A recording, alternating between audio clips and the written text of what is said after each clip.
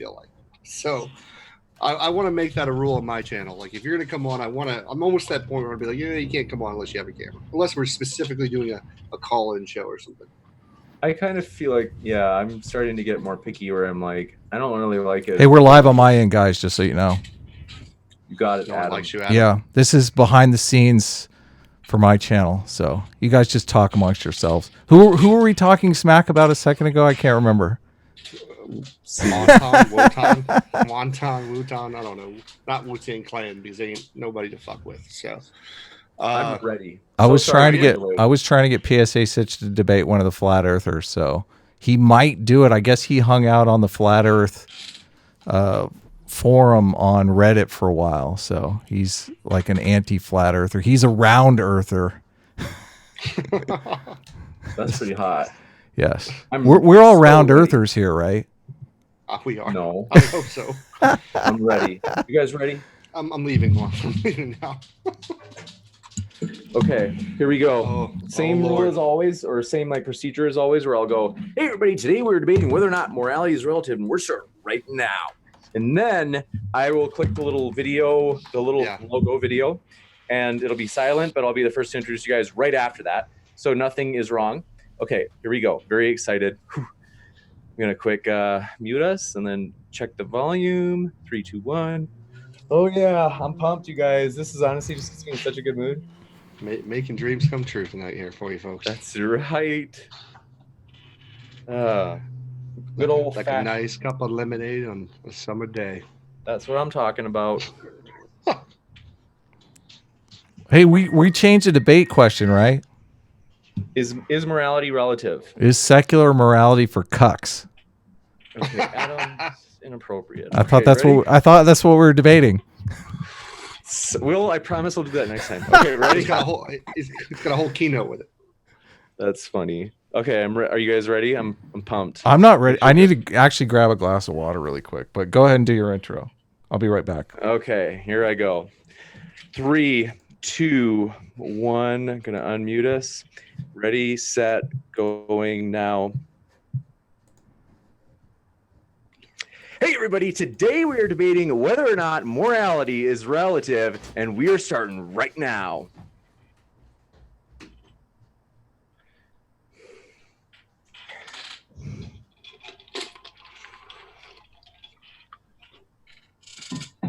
Ladies and gentlemen, thrilled to have you here for this epic debate. I am pumped for this one, folks. It's going to be a lot of fun.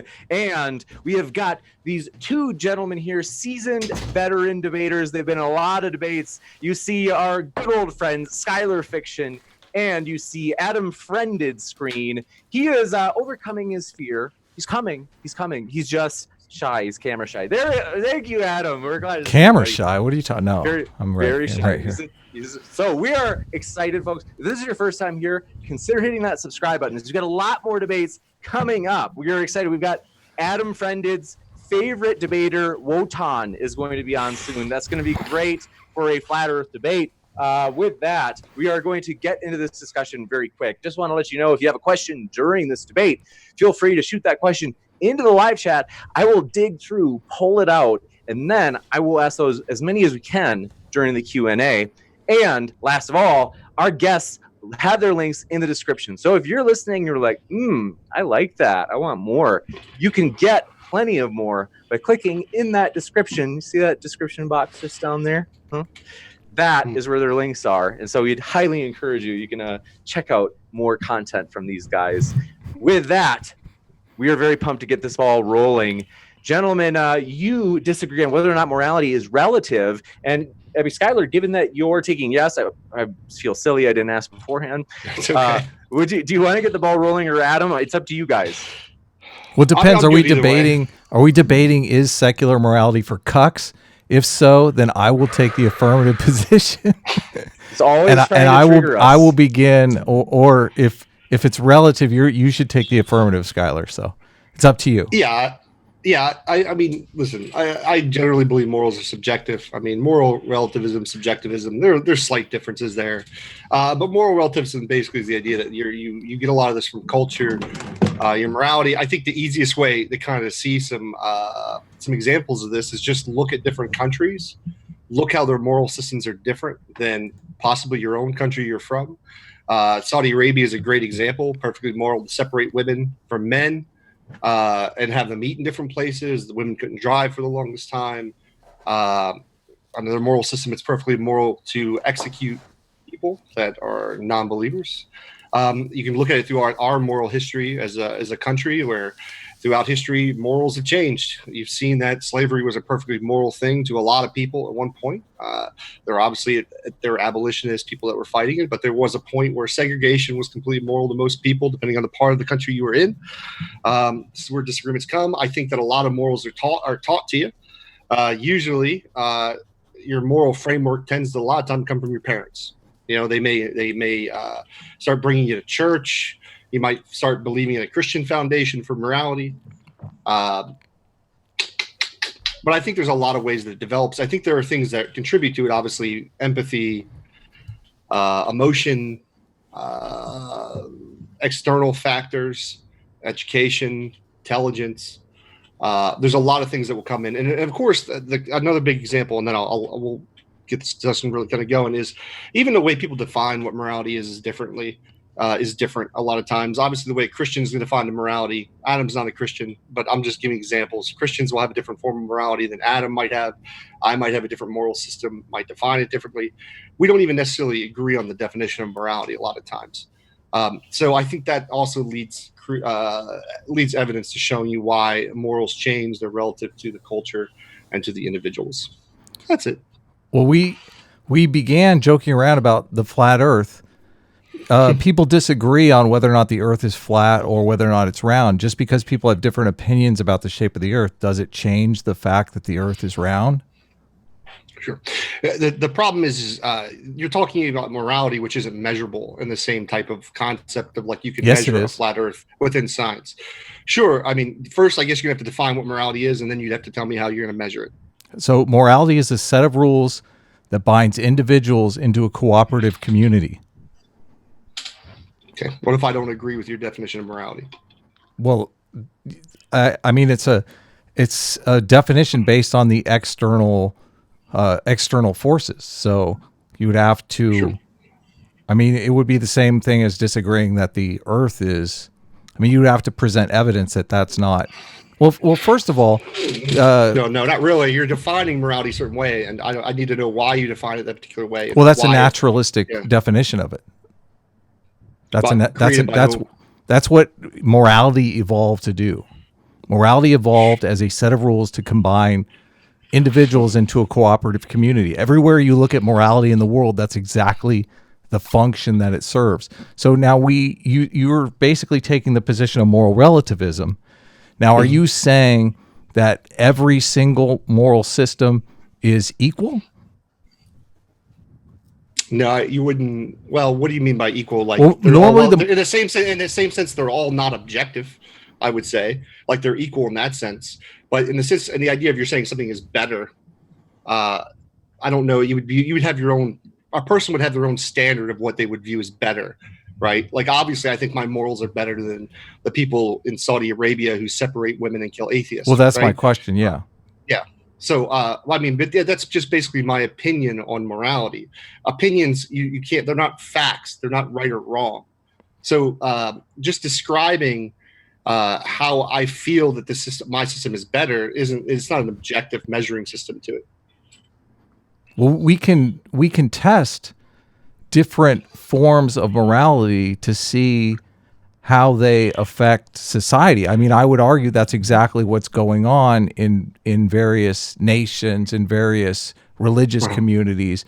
These communities are testing themselves against other communities, and they survive or fail based on whether or not the ethic makes people happy, increases human flourishing, all the same things that the secular community would basically classify as morality. Like if you're measuring a moral system on how it affects the members who opt into that moral system, you can very well measure it. I mean, there are all kinds of metrics that you could measure it by.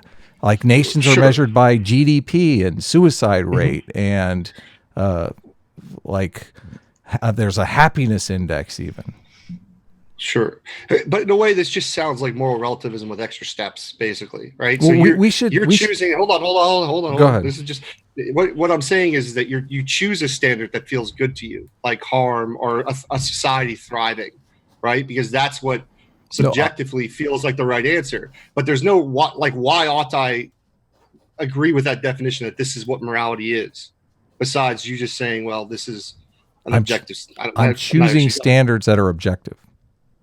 Okay, but why? But through subjectivity, because because of your emotions, your opinions, you're choosing a standard in the same sense. Like if all you're telling me is in the same sense that a teacher chooses a standard for the education level for that they're teaching, right, and that a student needs to know a particular knowledge in order for them to pass the standard that the teacher created, like yeah, it's objective in that sense. But the ontology of it is still down to what you feel is right and what is wrong and what you appeal to with your emotions. But something like the happiness index, there is a certain amount of subjectivity to it. But something like something like the suicide rate, there's not a lot of subjectivity to it, correct? The GDP doesn't have any subjectivity to it. What do you mean by the suicide rate doesn't have anything to do with subjectivity? It is objective how many people in the United States killed themselves last year. That is an objective measure.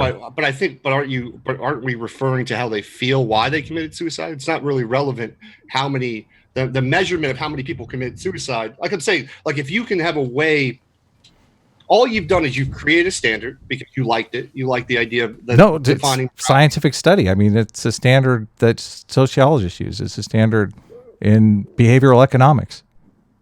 What are you referring to? What's talking about the standard of morality that you're appealing to? Yes.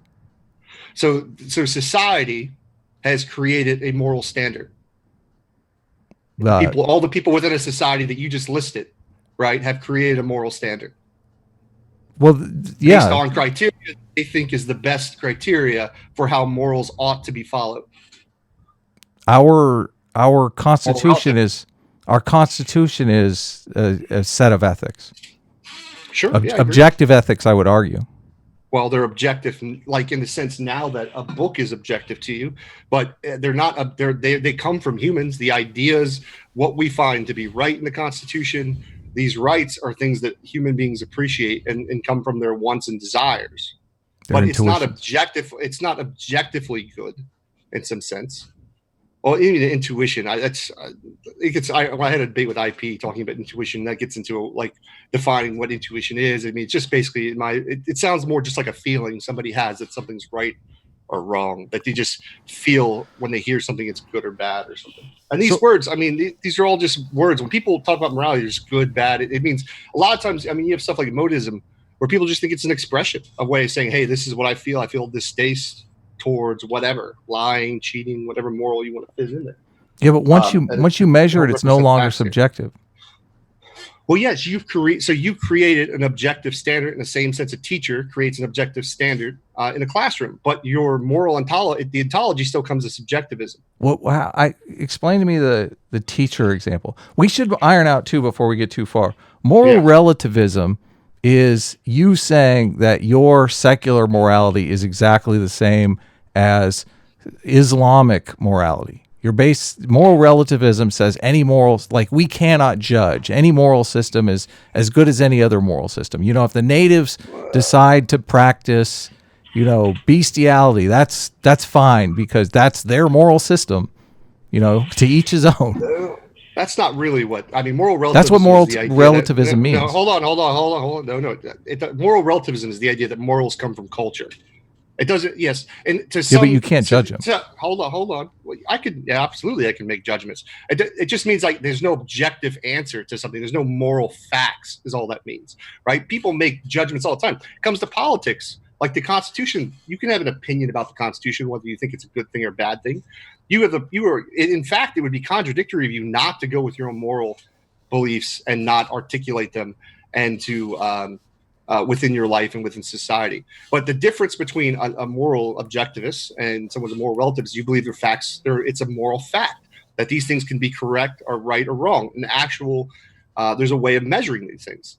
There is. But yes, if you create a standard. If you create a standard of measurement, yeah, you can go with that standard. But the ontology, once again, where it comes from is you, because you prefer this is the standard. I'm not creating the standard. The standard exists. It's an evolutionary standard. Survival and reproduction is the standard. Yeah, but why ought I follow that as the standard? Where did morality come from? It's not necessarily even saying something survival isn't necessarily a moral issue necessarily either. Well, what's the purpose of morality then? What do you think the purpose of morality is, Skylar? I think it's a way people express their feelings about things and their distaste. It's emotism. I mean, that is what it is. Those are the moral intuitions, yes. But so you think? I don't know. What do you mean by moral intuition? I don't understand what you mean by moral intuition. So you're basically saying morality is like fashion, like it's totally inconsequential. How the moral ethics that you take on in your life is as inconsequential as the type of tennis shoes you decide to wear. Oh no, they have consequences for my life and how I live them. Like the things that I would find immoral probably would be harmful to me or other people. There's certainly consequences to it. Right. What is harm? Yeah. What is harm in the? But that doesn't mean that should be it's not the ought. That's not the ought to why that's the standard. Right? Why is harm? I don't say good. Why is harm part of the standard? Well, it depends on whose standard you're talking about. I mean, yours, that's what it seems like. Is that your standard is harm? I didn't use harm as a standard. Yeah. Well, I think harm is one of the standards, and the reason it's one of the standards is because survival and reproduction. If something is going to harm you or your family, that's going to hurt your fitness, your survival and reproduction, your inclusive fitness. That's not how I would think about it. I don't think about if someone's going to harm my family, it would harm my fitness and survival. It would be more about I love and care about my family, those emotions that I have, and I have empathy that I wouldn't want them to be harmed. It'd be more expressing a feeling that it would be, like I said, this comes down to you basically choosing a standard, and then you're saying that this is the ultimate standard. This is the standard we should follow. And I don't agree that necessarily survival. I agree that, like, obviously through evolution, we have traits that help us survive and things like that, but that doesn't necessarily connect right to morality. Why is morality on this planet? Why do we even have morality, Skylar? People developed it. I don't know. It's for the same what? Reason why. What purpose? I don't think everything works like that. It's not always like if things are created by a purpose. We're not talking about a God or something here. Like there's all kinds of things our bodies have that aren't necessarily designed with a purpose. It's just how they were formed through evolution. Yes. Yeah, exactly. Uncomfortable laughter isn't an answer, right? Well, I'm just, it's not uncomfortable. It's funny because you're saying the exact same thing. You're saying that our bodies were formed by evolution, but somehow our morality morality didn't come along by evolution? Well, of course. What we depends on how you define morality. Right? Like, yes, obviously our brains, the way they work come through our evolution. Absolutely. But that doesn't make them objective, the morals. All I really see you doing is I see me defining morality very distinctly. And I see you saying, I don't like that definition of morality. Therefore, morality is subjective. Well, you didn't even ask me for my definition of morality or anything. We didn't even get into that. What is your definition of morality? I mean, here's the thing. I would say morality is the distinction between right and wrong as it relates to conscious being, right actions being actions that positively affect myself and other conscious beings, and wrong actions being those that negatively affect myself and other conscious beings when it can't be avoided. Now, how is that any different than my definition? There are differences because, well, first of all, it's based on emotion and empathy. So the root of it would come from my not wanting to harm people, not wanting to be harmed. That would be the root of it would be a big difference. I didn't just create a standard and then saying that it's objective, not based on your emotions and your opinions. So let's take your standard then, okay? Let's take 100 people, and we're going to apply your standard to those people, and we're going to take 100 competing members, and we're going to apply a different moral standard to them, okay? A different rule set.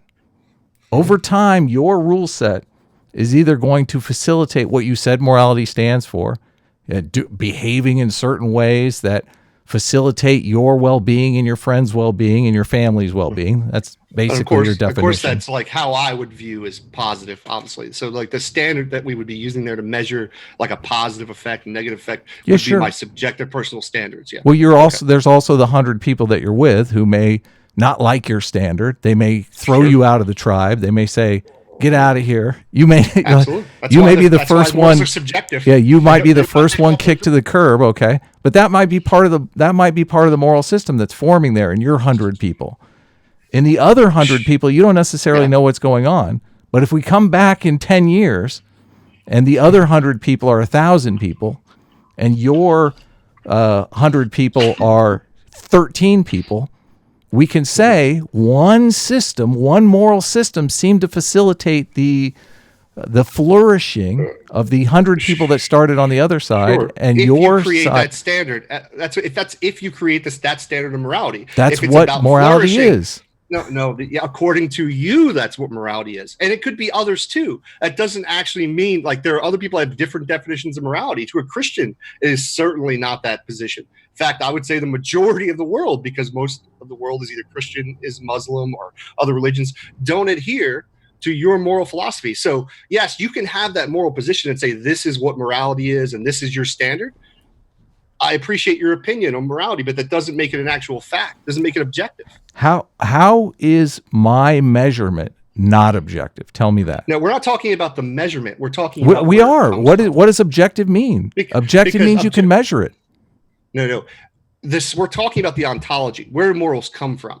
Maybe I should be clear. I'm saying that morals come from us. Yes, I agree. Okay, and would you agree that emotion and opinions come into play there? Yes. But there's also a prisoner's dilemma type thing that goes on because the objective moral laws are emergent. Like as soon as most societies choose moral laws. Yes, most societies choose murder as an infraction. Correct? Right now, in this point in history, sure. Okay, so in both, we could probably guess that in both the 100 groups of people, our test subjects here, in both Tribe A and Tribe B, they're both going to be against murder, right? Well, I mean, pointing to what people think is right or wrong isn't actually an argument to show that objective morals exist, right? They could all be wrong. They could all be right. It doesn't really matter. Wait a second here. Wait a second here. If we take our experiment like an algorithm and we say in group A, we're going to have this set of rules, and in group B, we're going to have this set of rules, and we let it play out over 10 years, and we find out that one set of rules, destroyed the tribe, and another set of rules facilitated the flourishing of the tribe, how can you not compare those two rule sets? Because what you're doing is you're assuming that is the standard.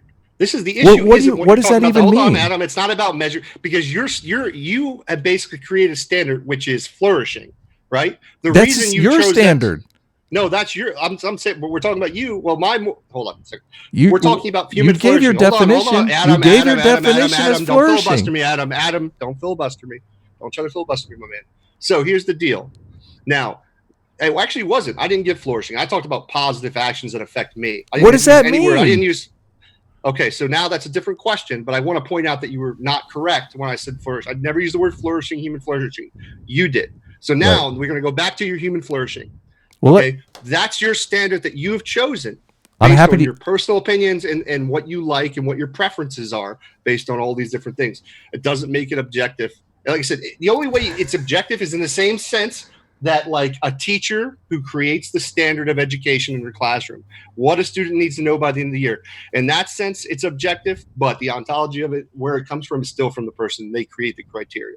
You're saying that the standard is subjective when you and I are both here with the same standard. We don't have the same standard.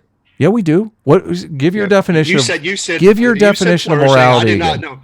Give your definition of morality again, and please. Let's meditate on whether or not it involves human flourishing. No.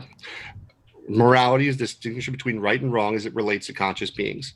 Right actions being those that positively affect myself and other conscious beings. Wrong actions being those that negatively affect myself and other conscious beings when it can't be avoided. So nothing to do with flourishing. Positively affect. Mm-hmm. What does that mean? It depends. It can mean a lot of different things. Depends on the context of the particular action, right?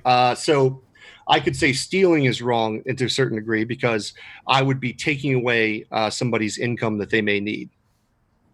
It just depends on the context, what particular morality we're actually talking about. Okay, so I'm going to use your positively affect instead of flourishing, okay? Okay.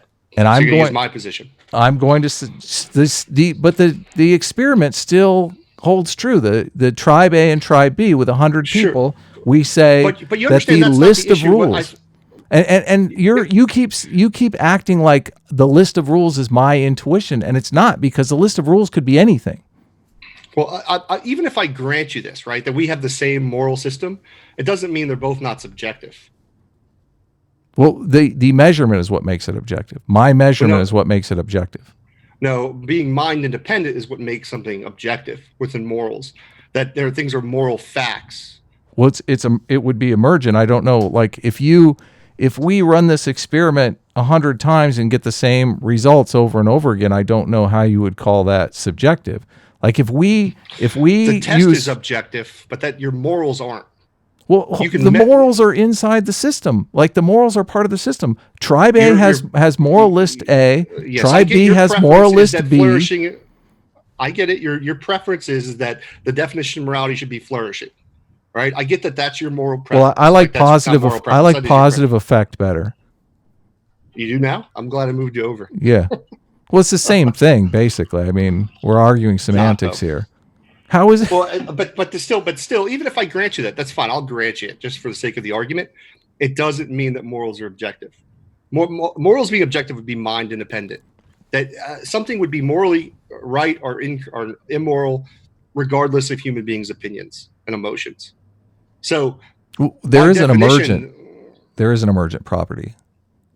Please explain a little more.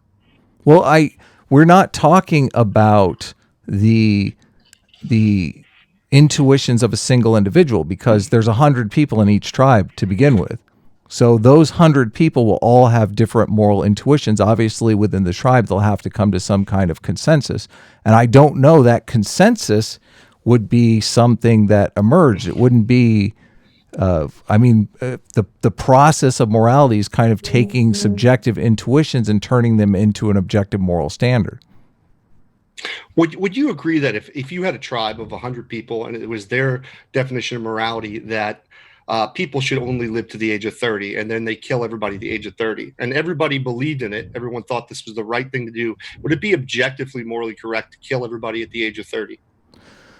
If that was the moral standard of tribe A, and tribe B did not have that moral standard, I believe tribe B would outsurvive tribe A undeniably. Let's say that wasn't their standard. Like their standard isn't thriving. Their standard is whatever. It doesn't even have to, it could be anything. Whatever, a standard that doesn't agree with your standard, basically. So let's say we can less complicate this. Let's just say there's a standard that you have a disagreement about, right? But all of these people believe that this standard is the correct standard they should go to. Does that make it objective? Not in my system, because we have to measure. We can't.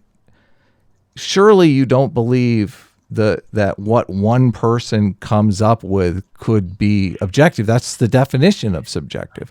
Like what makes it objective is it's tested over time. Well, but the key to this what you're arguing is that you've created the standard in which you would test for, right? What if somebody has a different standard and they're using a testable system for that standard, but it doesn't agree with your standard? What would it be? I don't know what it. It could be anything. I mean, it could be anything. The point is, though, people can have a different standard than thriving, right? It doesn't have to be human thriving. That's the subjective definition you chose for morality, based on your emotions and your opinions. So, like, they don't have to necessarily agree with that same. That's everybody's. Of course, that's why I believe in moral subjectivism and moral relativism. Well, wait a second. You're confusing the point here. I don't think we disagree. Every single tribe wants they want to thrive. That's the whole point of society. Do you think there's a society that doesn't want to thrive? I mean, often It they're depends on thriving at the. how they define thrive. I mean, it depends on, like, they might consider a society isn't thriving if you have atheists among you, like Saudi Arabia. So they may choose to execute people and then say, hey, the way that our country is going to thrive is to eliminate the atheists or gay people or whatever. It's the same thing in the Old Testament, the Bible. God eliminates and separates the people in order for his culture to thrive.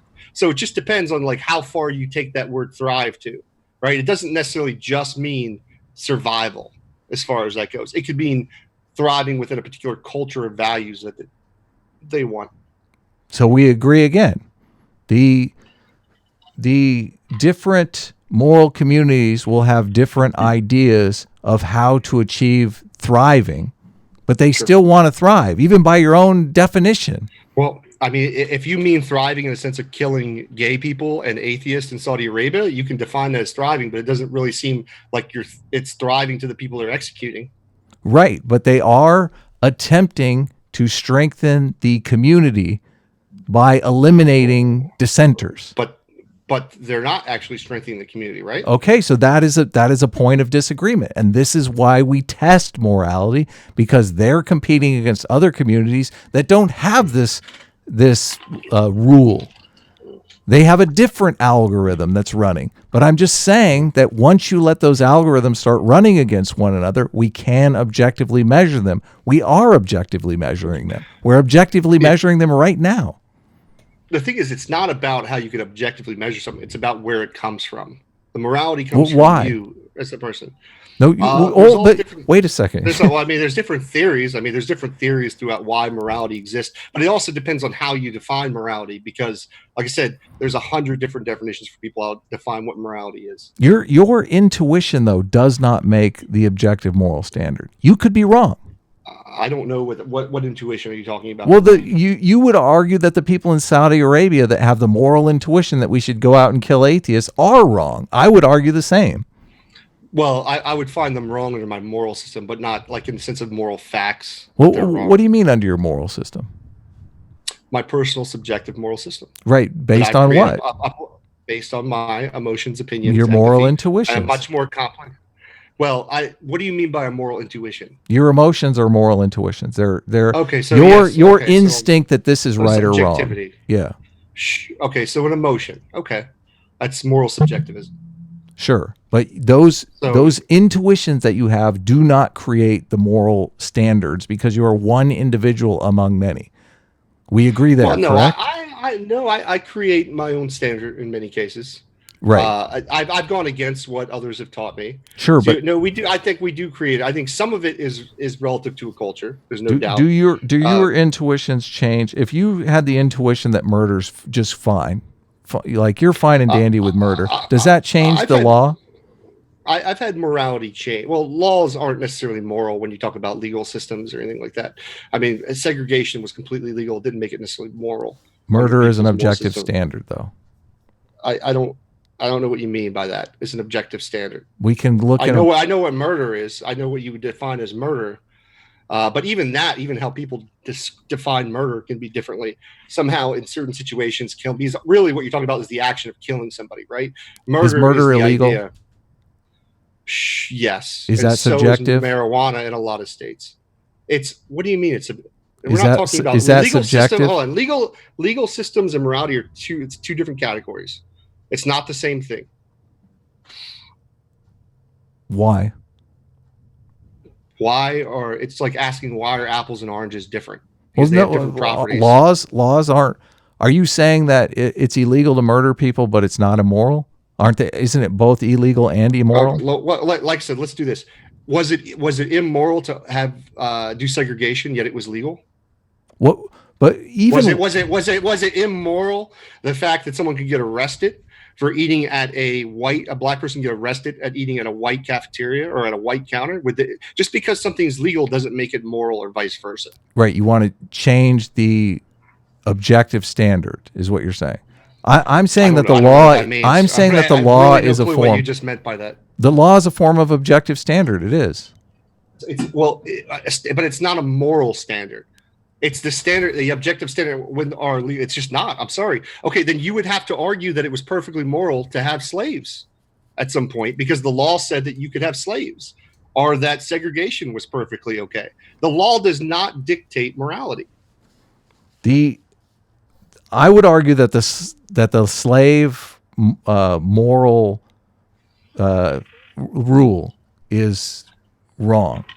That the 100 people that have the moral norm that it's okay to enslave people, and the 100 people that don't have that moral norm, the 100 people that don't have that moral norm will out compete, out flourish, their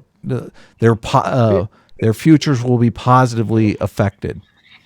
I agree that that's your standard, that your subjective standard that you created is flourishing. And that's why I get it. I get it. It is, but I mean, that is a system that, because of your emotions and your opinions, that you went with. Do you understand, Skylar? It seems very simple to me, and it seems like you're almost working not to understand this. At the individual level, things are subjective, correct? Maybe we're disagreeing about what subjective and objective means. I don't. What do you mean by? You need to clarify your question. Well, whether or not vanilla ice cream is the best ice cream in the world is subjective, correct? That's an opinion. Yes. Yeah. Yes. Okay. Is murder illegal? Yes. Is that subjective? Like I said, legal systems are different from moral systems. It's objectively true. I don't even know why I don't even need to throw the word objectively in there. It is true that a legal system, it is illegal to murder. But like I said, the criminal system is a different thing than a moral system. It's just not the same. I'll ask you again. You're not answering. I did actually. Is murder objective? Is murder objectively illegal? It's illegal. Why do you need to throw the word objectively in front of it? What would be the difference between objectively illegal and illegal? Well, it's not subjective. I can't go into a court of law and say, "Oh, it's just my opinion that murder is okay." Okay, but you don't need to say that. You just say murder is illegal, right? Because but it's a fact that murder is illegal. So through this process, how did murder being illegal become objective? Any type of law that I don't know. What do you mean become objective? We're not talking about morality here.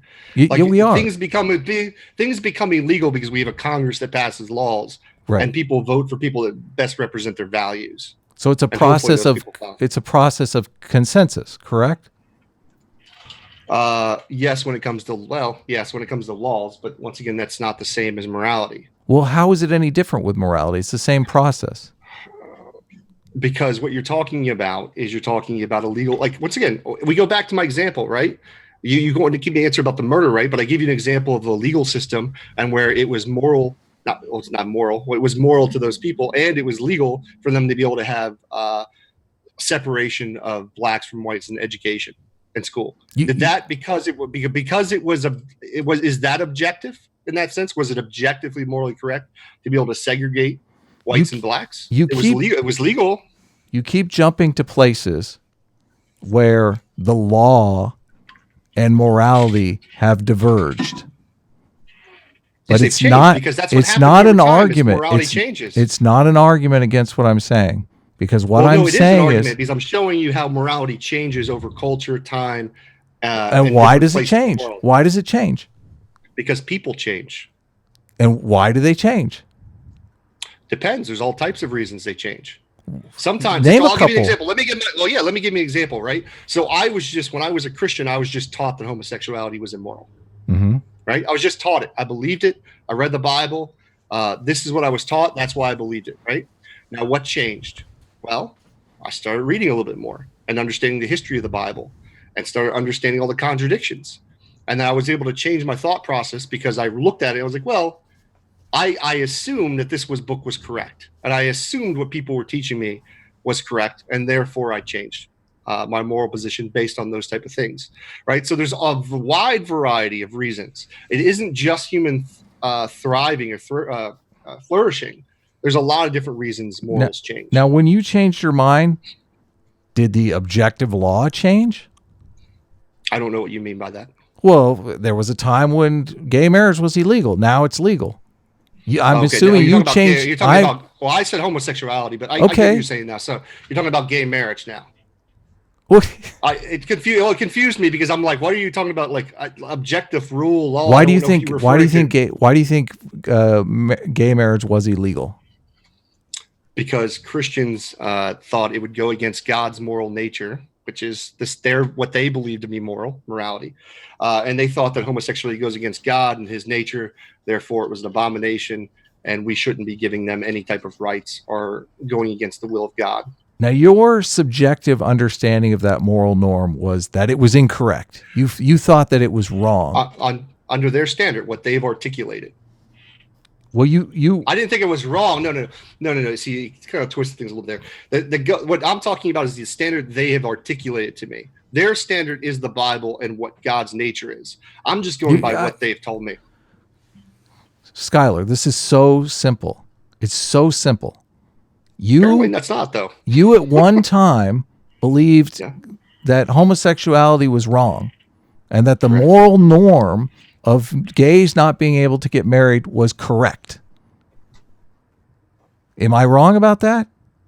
Yes, because under that, I was taught that under God's moral system, His nature. Who cares what you were taught? What did you believe? That's what I believed. I believed based on what I was taught. I'll ask again. It had nothing to do with thriving or anything. It had to do with what I was taught and the beliefs that I had. The belief where it came from was the idea I thought the Bible was true and that it was the inspired word of God. And if the Bible says it's true, that's why I believed it. I'll ask again. You believed that homosexuality was a sin and that the moral norm against gay marriage was correct. Well, even back then, I still didn't support I still thought gays should be able to marry. I thought about the separation of church and state. I was more libertarian back then. But if we're talking about homosexuality, which was the example that I gave, I was talking about homosexuality in general. How I was, There are three positions here, Skylar. You thought you agreed with the moral norm, you disagreed with you disagreed with the moral norm, or you didn't care. You were apathetic. You had no opinion whatsoever. Which one of those is it? I think I articulated it. I think I said that I agreed with the church. Okay, so you agreed with the moral norm that gay marriage should be illegal, right? No, it wasn't gay marriage. It wasn't the example Why is this so difficult? I know you keep going to gay marriage. Why is this so difficult? Because saying why is this so difficult is an argument. Gay marriage was illegal. You're the one who brought up gay marriage. Was gay marriage illegal? I was talking about homosexuality. Was gay marriage illegal? Adam, yes, gay marriage was illegal. Is that objective? What you're doing is you're straw manning my position. I'm not straw manning your position. Yes. I'm asking you a simple question. Was gay marriage illegal, and is that objective? Now you're just being redundant and you're repeating yourself. I've answered your question. I said it was illegal. My original point, when you asked me for a thing that I changed morally, I gave the example about homosexuality. You're the person who brought gay marriage into this. Yes, the because legality of gay marriage is irrelevant to the actual. I'm trying to make a very simple point here. Okay? Well, do better because it's not coming across that simple. Well, sometimes it's the listener. Mm-hmm. It's true. I don't know how clear I can make this. Maybe make a better argument. It's not really about being clear. It's maybe about saying it in a different way and trying a different way because this one's not working for you. Well, play along with me for a second here. All right, I'm playing. All right, let's do it. So you never believed that you always thought gay marriage shouldn't be illegal. That's your position. I don't know. Yes, I didn't think it should be illegal. I can't think of a time, but I thought homosexuality was immoral, but at the same time, I also thought the government shouldn't make laws against it. And that's your subjective interpretation, correct? What do you mean? A subjective interpretation of what? Oh my God!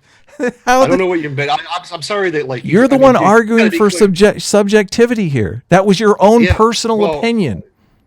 I mean, are you asking my moral position? Well, obviously. Well, I'm asking. How's your moral position different? You asked me. How is your moral position better? Is that your moral position? How is your moral position? Obviously, Skylar, how is your moral position any different than your regular position? Well, that's what I'm saying. I don't know what the redundancy in asking the question again. Like you're like, oh, so you found it immoral subjectively? Well, yeah, that's my moral position. Okay. I mean, do we have to clarify that? Well, at this point in your life, when you felt gay marriage should be legal, and gay marriage, talking about gay marriage, it's I never there was you no point brought where it gay up. marriage should be illegal. No, you're the one who brought up gay marriage. That's I brought not up true. Homosexuality, Adam. Hold, you're the one back who brought up, gay back marriage. up, back up the tape. Anybody can watch this. You brought up homosexuality. How does homosexuality affect people if not outside of gay marriage? No. You see, but you brought up the gay marriage aspect. Well, there was a time when I guess even homosexual sex was illegal. We could go to that one. Is that a better one? Do you want to go to that one? Well, I mean, it's still illegal in some states. Okay. Sodomy. And you would think that's wrong, correct? Your personal, yes. On my moral system, yes. Your personal opinion, moral system, I would find that it would be wrong. Is against the objective standard. When you say objective standard of a legal system or a moral system? Of the legal system. Okay. Yes. My opinion is against. If you want to talk about, if you want to talk about objective standards within moral systems that aren't legal systems, we can talk about Christianity or Islam or any one of the things where they have, you can't eat pork. It's not illegal not to eat pork, but it is against the objective moral standard of whoever makes that the objective moral standard. But that objective moral standard comes about through a process called consensus. Sure. Is it objectively morally wrong to smoke weed in a state where it's illegal? Yes, the objective moral standard, it can be separate than your personal intuitions about the thing. That's what I'm getting at. I'm asking about the legal. No, I'm talking about the legal. Is it, if something is illegal, like smoking marijuana in Florida, is it also immoral to smoke marijuana in Florida? It is the objective moral standard that is illegal. Your intuitions, your subjective intuitions about it are that moral standard is incorrect, and therefore... Sure, but you're not really answering my question. Is it immoral to smoke marijuana in a state where it's illegal? Well, that's... It's a yes or a no. Not, for me, my own personal moral, no, of course not. It's no problem. Oh, your own personal moral system. Right, but this is what... That's what I'm saying. It's your own personal moral system, of course, because everybody has different moral systems. They have different definitions. It doesn't change it doesn't change the consensus process one bit. You're laughing. I don't even know why you're laughing. Because a bunch of people have subjective moral values doesn't change the objective consensus of the group. It doesn't change it. And your subjective moral values don't change the objective consensus of the group, and the objective consensus of the group is an emergent property.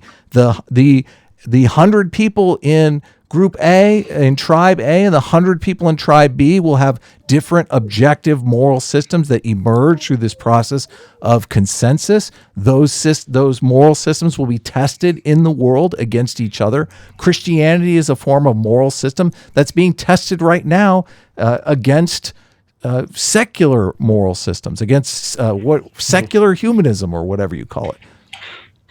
But by your definition, basically, you could just, if it's a consensus, it was a consensus that slavery was completely moral, to own people as property. And under that, they in fact, it helped them thrive in a society, they might argue, through being able, like if we say the American, we'll say Southern Americans who own slaves. Mm-hmm. So, I mean, that would be one example. Okay. But basically, they could argue that this is helping thrive by having manual labor that can pick crops and produce money. They could argue that they're feeding the slaves. But if there's a consensus that where all these people think that this is moral and they think that this is how they define thriving, right? You would have to argue that that's an objectively moral correct thing, is owning people's property, slavery. I would first of all, who won that argument? Which if the South was Tribe A, the 100 people in Tribe A, and the North was Tribe B. Who won? Which of those tribes came out on top? Well, the reason they won, it wasn't because of an argument of ideas. It was because of technology and the railroads. The North won because they had all control of the railroads and they had control of the industry. I mean, that's true. This is really. And are you saying that they outcompeted? Are you saying that they outcompeted the South? Are you saying they outflourished the South? The positive effect of their moral system was. You're confusing. It's not about they didn't have a war of ideas. They had a war of actual physical battle. And the North had the railroad systems. What the South had, why they did so well, is they had good military generals that were much better than the Northern military generals. They always had the supplies in the North. They always knew that the North was going to win because they had the railroads and they had the supplies. It was just a matter of time, and they had poor planning on the North. North had shittier generals. South had better ones. So it wasn't a battle of ideas, like which idea is better. It was might makes right in the end. Obviously, I agree that slavery is not a good thing. I'm happy about the way it turned out. But had the South had the railroad systems, had the military, you make the same argument with Nazis. If Germany had not invaded Russia, there's a very good chance that they could have probably taken over all of Europe and probably most of the world. But they made a mistake, and it became about physical power, not about arguing ideas. Well, I completely disagree, but I think we can move on. I think my argument for objective morality is clear. I think it's completely clear. So, do you want to move on to Q&A? I don't know. We've been going for a long time here, James. We can go to Q&A, but first, I've been wanting to test this for the longest time, whether or not. Can you guys hear that? No, not at all. Okay, hold on. I slightly heard something. Hey, I got a couple super chats that I'll get to here as well. Okay, I just found out we could use a soundboard on here. Oh my goodness. Oh, I've got an Arnold soundboard. I just have to figure out how to get you guys to hear it because I'm playing Arnold Schwarzenegger quotes. So this is the greatest thing I've ever seen. Okay, 1 second. We'll go to Q&A. Here we go. Thanks for your super chat. Totally appreciate it. From Steven Steen, who says, is Adam crying yet? No, not crying. Sorry. Oh, Adam, you take it so serious. Okay, Steven. No, it's okay. He was crying a little bit earlier, Steven. But next up, Steven Steen, thanks for your super chat. He says, a well-dressed James? Merry Christmas to me. Okay, that's, gosh, Steven. That's a President Odd one on rap. He's, that's very good, Skylar. Steven would like that. Next up, Ronald Madanka, thanks for your super chat. He said, Adam is lying, always wrong. Oh, okay. They asked Adam, they said Adam is lying, always wrong. What does that mean? What am I supposed to respond to that? Yes. Oh, well, I think they were trying to. I think they're saying. Do you get what I think they're saying? Like, are you a hard deontologist? Oh, they're asking me, is lying always wrong? I thought they were saying Adam is lying. Oh no, and he's always wrong. I'm like, okay, F you.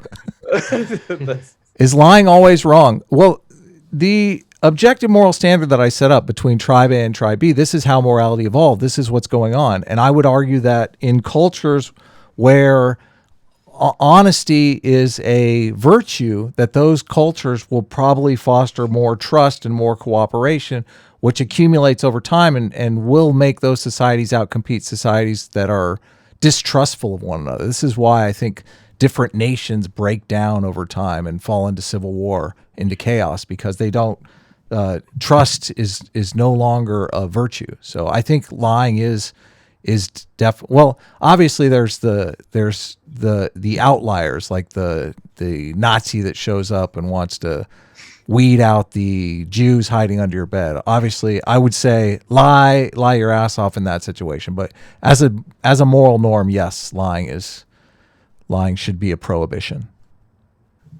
You got it. Thank you very much. Next up, super chat from Ronald Bedanka. Oh, we got that one. Thanks for that.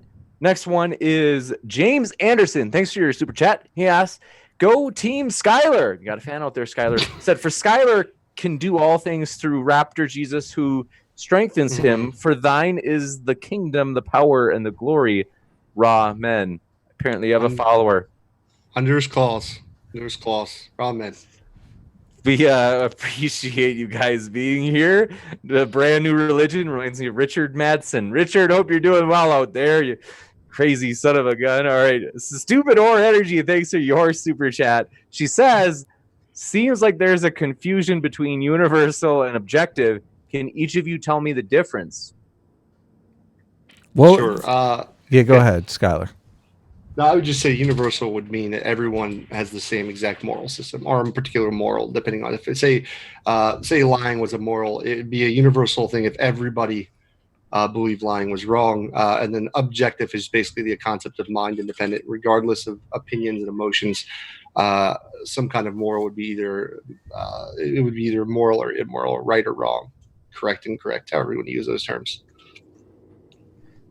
Yeah. Gotcha. There are things that are objective that aren't universal, like the atmosphere of the Earth is objective. The mixture of oxygen to nitrogen to whatever else is in there is an objective thing that we can measure today. It has changed over time, so it's not universal. It's not timeless. I hear a lot of people conflating objective and universal. They're not the same thing.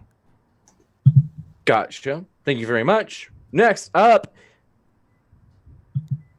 Ronald Madonka, thanks for your super chat. It clicked. Okay. They said, this is simple. Morality is based on harm. Least amount of harm is moral. I think this is for you, Skylar. Say that again. What was it? Sorry, I got distracted.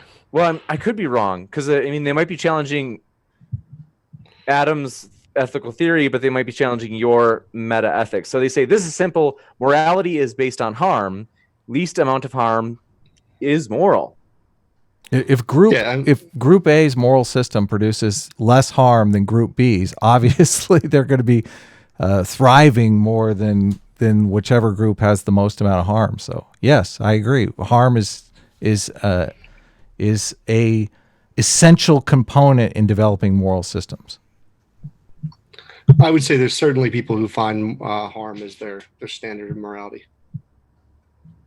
Gotcha. Yeah. You got it, dude. Next up, thanks for your super chat, Genius Tracks. They said, conflate morality with, quote unquote, that which is conducive to survival, and we can objectively evaluate any action with a reductio, but the conflation is subjective. What do you think of them apples, Adam?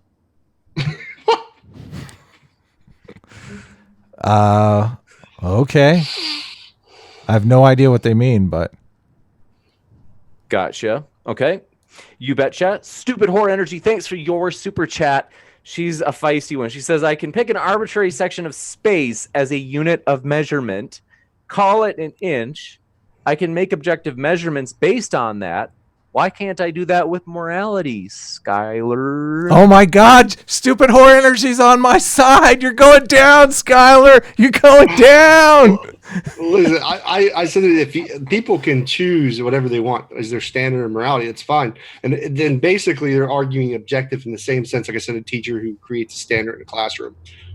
You can create objective standards if that's all you're doing. But I'm saying that where this all comes from is you and your emotions, your opinions, empathy, blah, blah, blah. What is the example that you're using here, Skylar, of the teacher in the classroom is a good one, because one teacher creates an objective standard and another teacher creates a separate objective standard. Mm-hmm. And one class of students goes on to cure cancer and the other group of students goes on to be derelicts. Yeah. Okay. Which teacher produced the better standard? The problem is you're framing morality as the idea of thriving, and I'm not. What I'm saying to you is that it is. That's what you're measuring. You're measuring the thriving and saying thriving is the standard. And I'm saying is the standard that you created comes from you based on your emotions and opinions, the subjectivity. What is your standard? Myself, my emotions, my opinions. Your standard is the same standard as mine. What's James's standard? What's everybody's standard? Then your morals are subjective. If it's your own personal standard that you created. I don't. We should read my super chats. My super chats are hilarious. Like nobody's understanding how you can't get this, Skylar. You're a smart guy, Skylar. You should be able to get this. Let me tell you this is actually a terrible kind of argumentation to do, is just to be like, you don't get this. I don't understand how you don't get this. It's actually kind of condescending to Adam. You can do better. Yeah, I apologize. Let's be a little better how we talk to each other. Yeah. I tried to be fair to you. I'm saying I give you a little digs a couple times. I'll acknowledge that. I didn't mean to come off as condescending, Skylar.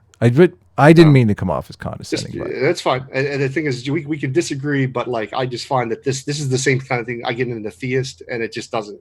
Well, you keep saying that because I have an opinion that is the same as the consensus, that my opinion is subjective, and it's frustrating because I don't understand. Like, that's like saying because I believe the Earth is round, that's just my opinion, because there are people that disagree. No, I'm saying that there's an objective standard that we can measure by, and my opinion is in sync with that objective standard, that consensus. No, what I'm saying is your morality is an opinion. What like other that, aside from flourishing, what would another moral system be aiming for? Sure. I mean, Christianity isn't aiming for thriving and flourishment. Like, it's about God and worshiping God and being that oneness with Him, being in. So it's a completely different type of moral standard. When in fact, I mean, if you look at the Bible, I mean, God obviously in many situations doesn't care about a thriving culture or something like that. So I mean, Christianity would have a completely different definition than you would. 1 billion people on the planet. So you're saying that the standard for Christianity is not thriving? I mean, they've developed a moral system where you can literally live forever, and you're telling me they're not interested in thriving. No, that's not the context of what it is. We're not talking about this. We're talking about life and living on Earth. No, their moral system is about worshiping God. Basically, is about a relationship with God. That's the ultimate goal. It's not about thriving, because if you could die early, whatever, your soul will get to go to heaven with Him. But it's your foundations are different. If a person dies in their teens and another person lives for eternity, which one is thriving longer? Thrive? They're not living longer. I don't know. When you say thrive, you mean existing just in some type of state, basically. But it's not. But that's not what the Christians won't tell you that the reason they worship God is so they can have eternal life. It doesn't matter what they say. This is science. Well, that's what religion isn't a science. So you can't apply these scientific ideas to the Christian religion.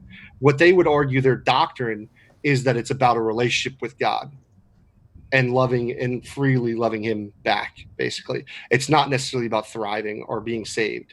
In fact, that would be very selfish. I would view as very selfish reasons for it. Why do you try to? Yeah, go ahead. Try to James. get back into these Q&A really quick. Let's see. Trying to remember who that last question was for. I think it was we both answered it. So okay. But the Holy Spackle, thanks for your super chat, just came in. They said, tell Skylar wearing hats inside is dishonest. It's true. That's what people say. I don't get it. Said I haven't.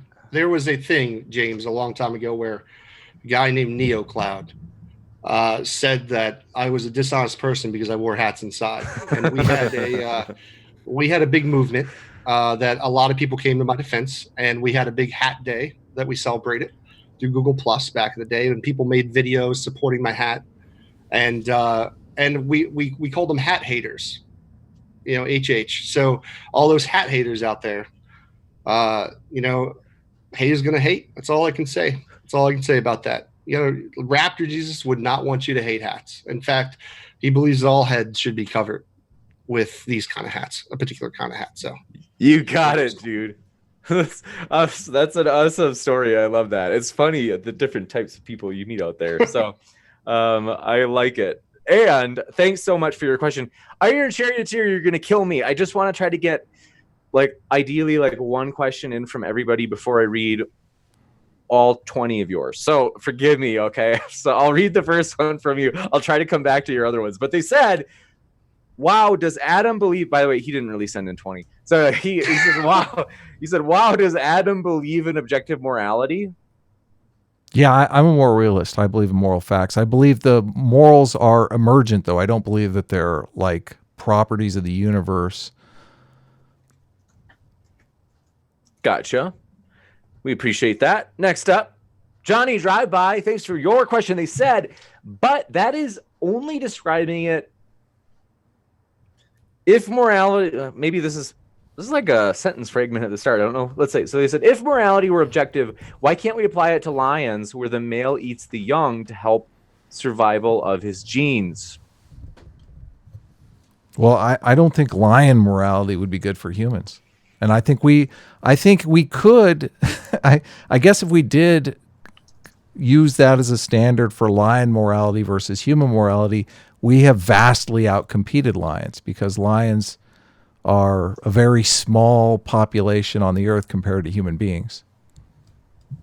Gotcha. Thank you very much. Next up, the real non sequitur. Thanks for your question. They said, is murder in self-defense immoral? It's not murder if it's in self-defense. Murder is the unlawful killing of a human being. You got it. See, and this is one of the interesting things about, like, it's just how people define, like, because really what it's talking about is just killing somebody, right? The action is killing somebody. Whether it's murder is intent, right? And what people define is proper intent, right? And it's all comes down to your personal opinions and your will, your how you feel about that situation. Like, do you, like, some people would argue, like the people in Saudi Arabia that execute atheists, they would say they wouldn't even call it murder. They would just say it's perfectly just to behead atheists, or even I believe they kill Christians too sometimes over there. But like, they wouldn't define it as murder.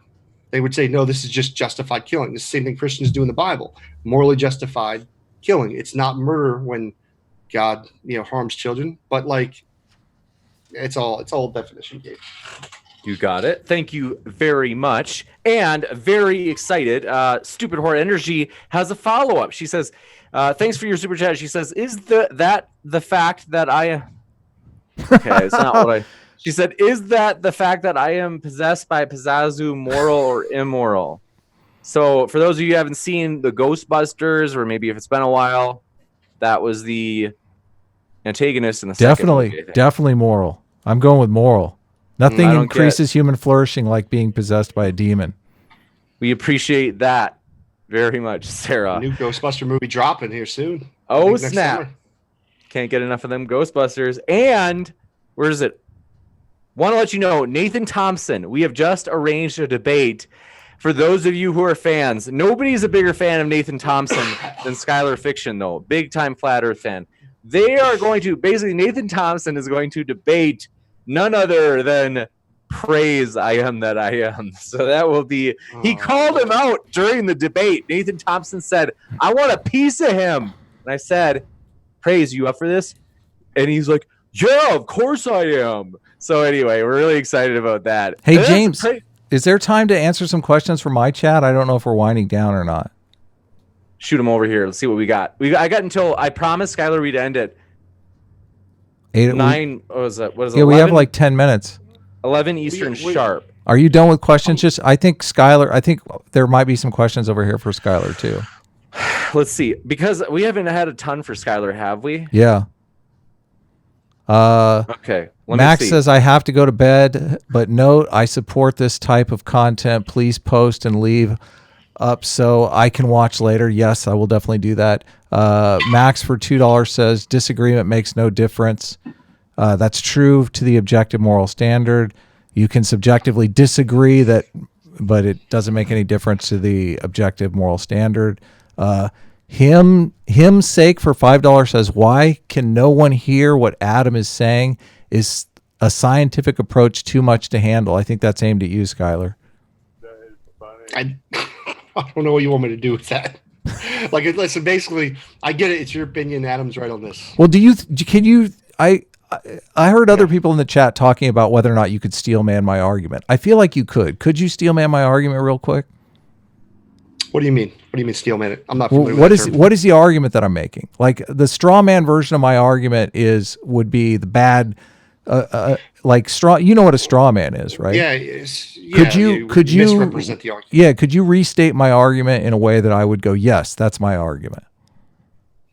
Yeah, you basically what it sounds like is your standard that you agree with a consensus on is that human flourishing should be the standard, and we can measure it through science. And the reason why it's objective is because you can measure it.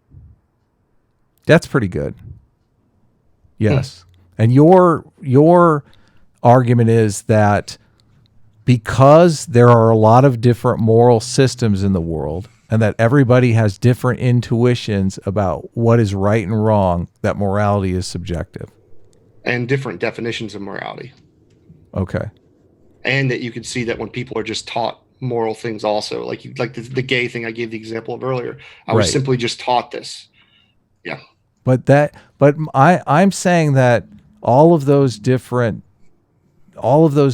ideas can all be traced back to the evolutionary paradigm. I think we understand each other. We just disagree. So yeah. No, I agree that a lot of stuff comes from evolution. Like the reason we are the way we are comes from evolution. But Rohan Jaranad for 100. I don't know what that symbol is. Says if your morality objectively doesn't sustain you and yours through time, is it worth considering beyond your existence and our learning what not to do from it?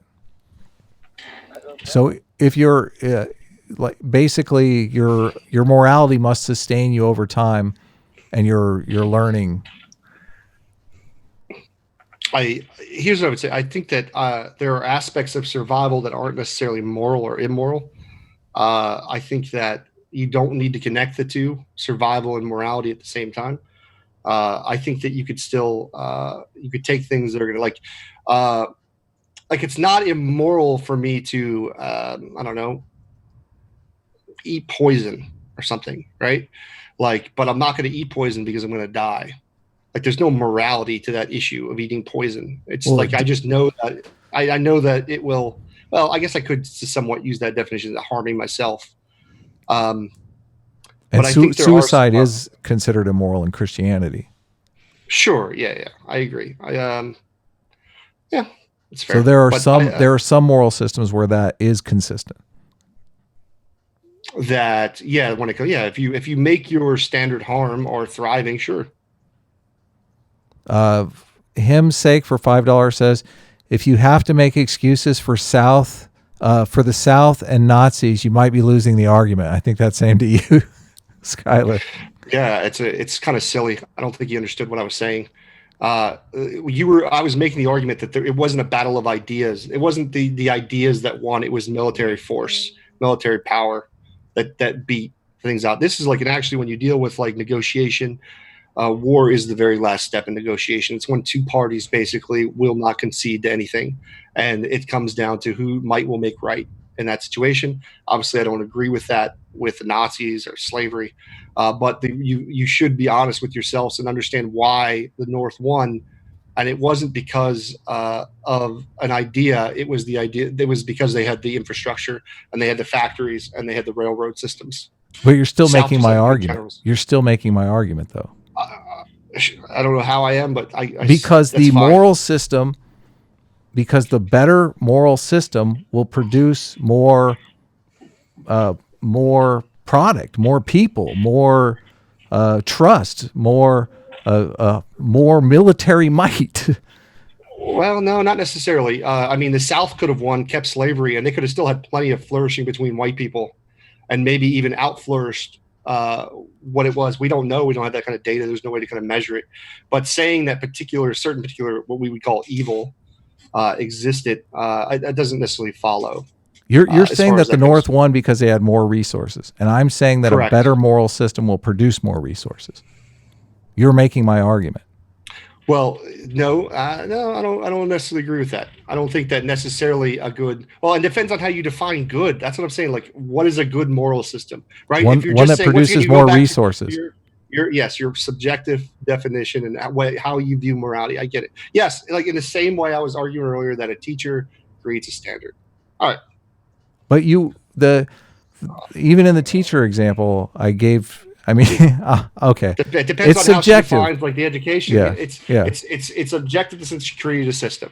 Cure right? for But cure she, for but cancer. she defined the standard. She defined the standard in which she would measure someone doing well in school. The same way you're defining through your subjectivity in the what teacher morality system. ought to be. In the teacher system, we have one class of kids that finds a cure for cancer. We have another class of kids that creates You're missing anarchy point, in the Adam. streets. You keep missing the point. Like, it isn't about like the system that you've chosen. It's the fact that you chose the system. Right. That's but I'm the just point. saying. So, I'm saying. I get it. I get it. You're saying that if we follow this model, yes, then this group would thrive more, right? That's not the issue that we're debating. We're debating on the actual thing you've chosen for your standard. Well, I'm just curious what other standard there could be. I'm curious what other standard the Christian there could religion. be. The Christian religion, it would be God as the standard. Yeah, but that standard is the same standard as like that standard relates to thriving. It does. Like they've developed a moral system where you can live forever. Why would you want to live forever? Because living forever is better. No, more life is better than less life. I mean, very little Christians would say that would be the point. That it's not a. It doesn't matter what they would say. It matters what actually happens. Well, then you're going to have to support that argument with Scripture and actually back that up. Scripture? Why would Scripture even figure into this conversation? Because you're talking about the Christian religion, right? And what? No, I'm not. I'm talking about. That's what we were just talking about. Adam. I'm talking about what moral standard is there? That's what we were just talking about. What moral standard is there aside from thriving? What moral standard is there aside from thriving? What metric? What metric is there aside from thriving? Aside from thriving. Myself again, Adam. I'm not going to repeat myself again. We better move to the next question. Right. I can't think of one. I would love to think of one, but I can't. Let me know in the chat if you can think of another standard. Okay, we got to go to the next question really quick. First, totally appreciate your question. Brother John, thanks for your question. They said, murder by definition is wrong. Better to ask, is it always wrong to take another life? I don't think so. I think they're asking Adam. What was the question again? They said murder by definition is wrong. Better to ask, is it always wrong to take another life? No, obviously. That's why no, definitely. Yeah. It's not always wrong. We put people to death because they commit heinous acts. I think for some reason, I think some people interpreted you as like a hardcore deontologist or something. But soft-spoken Satan, thanks for your question. We're going to try to squeeze in one or two before we're done. So sorry about that. That's okay. I have a couple more questions over here too. I've got to, but the thing is, I got to wrap up by 11 to keep a promise. Well, I will stick around and answer the rest. I will read the rest of my super chats, obviously. So. Okay, here we go. Really quick. Soft-spoken Satan. They said, for Skylar, if we agree on the definition of morality, can we agree it's about good and bad? It's about good and bad. We can clearly see what's good or bad. Thus, it's objective. I don't know. What is good? I'm curious. I mean, obviously, there's differentiation on what is good at the individual level, but there is surprising amount of consensus on what is good at the social level. So it's because we have similarities within a society. Of course, there would be like you would have a society like if you're based on the Constitution here and Western values and Western culture, of course you would have similar values here. Like, but you can easily see when you compare them to another culture that's different, has different values and things like that. They may not be as similar. There's also things that come into play, like when he talks about human beings not wanting to be harmed. A lot of human beings don't want to be hurt. So they kind of go on this boat. Like maybe if we create laws where we make laws that say you can't hurt somebody like this, may follow it. But really quick, yeah, ask one more quick question and then I want to let people go because I know it's getting late. Lucille Kelly, thanks for your question. They said, am I more likely or less likely to inherit morals which implicitly lead to survival advantages? Yes. What do you think, Skylar? I don't know. It depends on the situation. No, I mean there are things that are it really just depends on the situation, what your parents teach you, what are the morals they're teaching you. Are you going to thrive from them? And whether that's even the definition of morality that you hold to is thriving. So, gotcha. Can I do one really quick one? It's 8:59 in Mountain Time. They said, Adam, can you define a morally good action? Me? Yes. Yeah, not killing people, not lying, not committing fraud. Gotcha. Yeah, keeping Thank your you very promises. much. Are you? You Do you have got to? it. Do you have to run, Skylar? Or you got to get out of here? I've got to Yeah, keep I've a gotta promise. Yeah, and I've got to get some sleep. I've been doing this since Okay. 8 o'clock on my channel, so We'll get a good Yeah, I night's mean, sleep, man. just keep you keep doing your thing on the channel. All right, guys, thank you so much. I appreciate you. It's been a fun conversation. All you rap debates out there, thank you. If you haven't seen my stuff, come check it out. Get a lot of good debates and conversations. That's Peace, right. my brothers. Thanks, Skylar. Love you. Peace out. Take care. He is linked in the description as mentioned, folks. So appreciate him coming by. And with that, we will say keep sifting out the reasonable. Do you have to go? Do you have to go, man? Yeah, I actually do, and I'm so Why sorry do you about have to go? Come on, I have some super chats to read. Stick around. that. Oh man, I totally would, No, you can but go. I gotta go. It's all right. Sorry, so sorry about that. Later days. Thank you very much, everybody, for being here. Keep sifting out the reasonable from the unreasonable. Take care.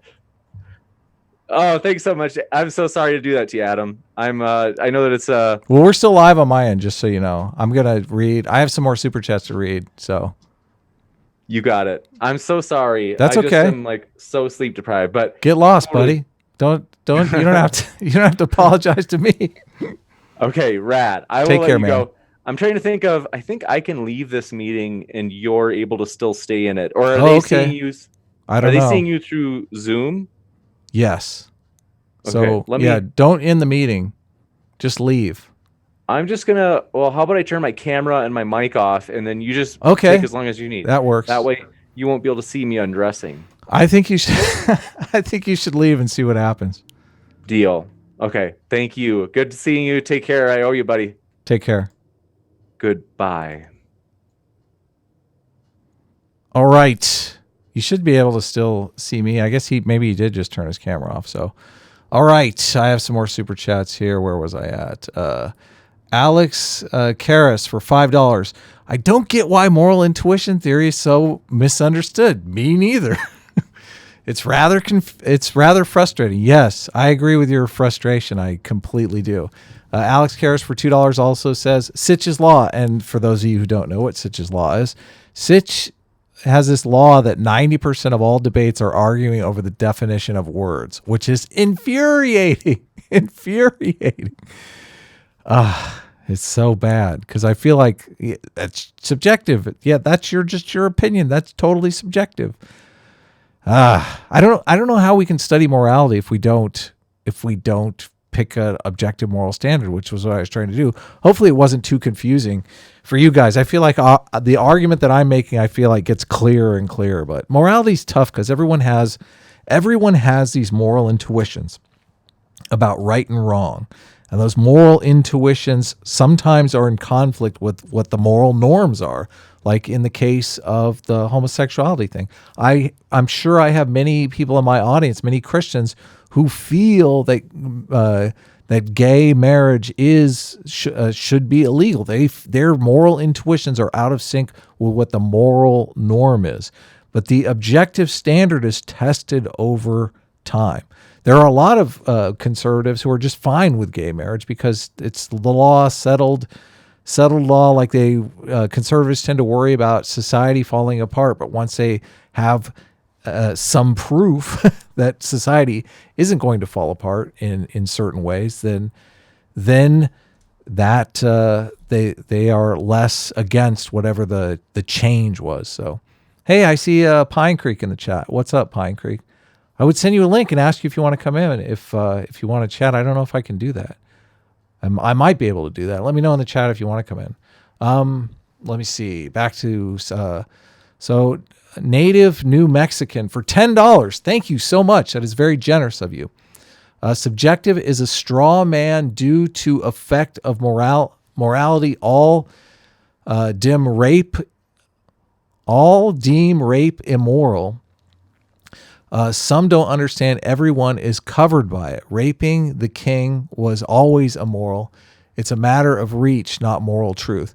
So I guess you're saying that rape is the one that always comes up. And thank you. My stream is going to be demonetized now. I don't know if you can say that word. Thank you for starring it out in the chat. So Thank you for starring it out in the chat. But yes, and this is the problem.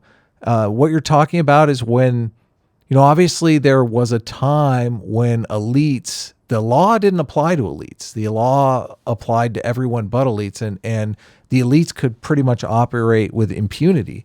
That moral system has changed over time, and I would argue that it changed for the better, that it was unsustainable because it didn't produce as much resources, as much flourishing that we kept arguing over. So Lucid Dreamer for $5 says, what objective metric do we have for flourishing and not merely survival?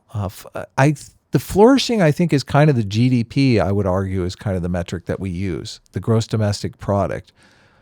Survival, we measure suicide rate. Most developed countries measure suicide rate, and that's a survival metric. There's also the mortality rate for infants, which is an aspect. I guess flourishing and survival are kind of the same thing. I mean, I kind of understand what you mean. Lucid Dreamer for another $2 says, in China, is China more moral because it's more productive? I would argue that China is actually less productive. And there's a weird thing that's going on with China, because I think China is basically living off of the productivity in the United States. And I see a defective moral system can sustain people, but not over time. And there's an experiment that Jonathan Haidt did. Actually, it's not an experiment. It's a natural experiment, you could say. There were a bunch of what do they call them? There is a bunch of communes that developed, and they all had independent moral systems. So they're kind of like the tribes, the two tribes I kept bringing up during the debate. And they measured the longevity of each of the tribes, and the ones that had these moral norms where they were more strict, they were forced to give up things. Those communes tended to last longer than the ones that were based on reason or rationality, which I thought was a very interesting find, because it's these sacrifices that you make to the group that kind of bind you to the group in a way that really teams you up, and that adds to the longevity of the group. So it was an interesting study. You can look it up. Jonathan Haidt is the one that did it. I don't know. Search communes, Jonathan Haidt talk, something like that. You might be able to find it. Lucid Dreamer for $2. Oh, I already read that one. Rohan Jaranad. I hope I'm saying that right. Rohan Jaranad for 40. I don't know that symbol. You suck at reading, brother. The currency is rupees. Yes, I do suck at reading, but I'm working on getting better. 40 rupees. You suck at reading, brother. Yeah, I got to work on that. I'm dyslexic, so it's hard for me to focus on the words. So I think Pine Creek wants to come on, Adam. Okay, let me see if I can send him a link. I'll see if I can do that here. Pine Creek was helping me out in another.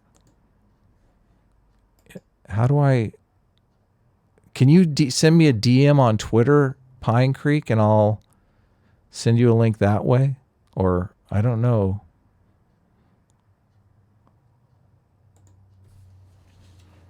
So yeah, I was debating. Pine Creek was helping me out in the Matt Slick debate a little bit, because I'm not a huge philosophy guy. I read a lot of science, but I don't read a lot of philosophy, which I should read more philosophy. I should definitely read more philosophy. I listen to Michael Shermer's podcast a lot, and Michael Shermer has really interesting guests on, and he's had a number of philosophers on that make me think, okay, I really should be giving philosophy a better hearing than I am. I don't know why I am less inclined to like philosophy, but. So Pine Creek, I'm sending you a link on Twitter. Hopefully if I see you in my DMs here. I don't see you in my DMs. So I don't know how I would. Here, let me see if I can look him up. Sorry, this dead air. I'm getting used to this whole idea. Like, people stream all the time. They just jump on and they do a bunch of boring stuff, but I guess people like listening to it. So I don't even know. Let me know in the chat how many people are watching right now. I don't even know. Pine Creek. I guess it's better than being up shit creek, right? I can't remember. I'm sorry, I can't remember your name. So I might have to, if it doesn't pop up, I might have to. It's friended. It's friended for the number 4 ever on Twitter. Or you could look up Adam Friended. It's fun to have you listen to us, Adam. Yeah. I'm in a doctorate program under Kent Hovind. Are you really? That's got to be a joke. Come on. That's a joke. For real? That's a hymn sake says, I'm in a doctorate program under Kent Hovind. Really? Come on. Really? 54-ish people. 56 watching. Okay, that's cool. RYP says, it's only you and me, Adam. Go ahead and get comfy. Oh, nice. I like that. Writer John Buck, was the debate good? I think it was good. I mean, I don't know. I don't know. People, I guess, obviously you can't change his position, right? I mean, I think the idea that morality is, oh, look at that. Here we go. Doug. That's his name. I'm here. Accept. Boom. Let's hope this works. All right. Doug's coming in. Doug's going to give me some feedback. He's going to give me some pointers. Doug doesn't really do a lot of debating, so I don't know. I've seen him do a couple of debates, and he runs an anti-theist channel, so I've watched, I don't know, maybe 10 of his videos. I don't know. He did a post-debate talk on Erin Raw versus Inspiring Philosophy that I listened to, and he said the exact same thing I was thinking. Why would you debate this? Why would you debate this? What's up, man? We can't hear you, so there's a up arrow in the bottom left-hand corner, bottom left-hand corner next to audio, next to the mute. There we go. I heard you that time. Say something. There we go. We're there going we go. now, right? Yeah. Okay. What's up, man? How you doing? I must say that your resolution is way better than modern day debates. You use Zoom? Doesn't he use Zoom as well? Yeah, I don't know what he does though. I'm just screen recording off of the window, so you can. Yeah. You're getting my feed right on my camera though, so it can be. We're talking shop now. What'd you think of the debate? Well, I came late, but I came I think in time to see the major. I think you're kind of talking past each other. Yeah, I felt that too. Yeah. Basically, you're saying, well, we have this idea of well-being, unnecessary suffering, flourishing, whatever you want to call it, and we can measure it, and so therefore it's subjective. It seems like society, the world, converges on many of these things. But I think what Skylar was saying is that it is still subjective whether or not you choose to follow it. And some people might have a standard of morality that is based on some type of deity, and it might be contrary to flourishing or well-being. And I brought this up in the live stream chat about like Christianity, for example. You'll see many verses where here on earth you should expect to suffer, you should expect to be persecuted, you should expect for things to go bad when you take up your cross and follow Christ. So there's an example of choosing to follow a standard that is in contrast to well-being and flourishing. But of course, they would say ultimately it's about well-being because you get to go to heaven when you're exactly when you're dead. But here on planet Earth, it is definitely different than the standard you hold. Well, in the Christian sense, though, the suffering still operates under the evolutionary paradigm, because a lot of that suffering is suffering for others in ways that ultimately produce longevity for the group. So at the group level, it becomes very adaptive. Yeah, it may be, or it could be that the whole group dies as martyrs. You never know. Like it's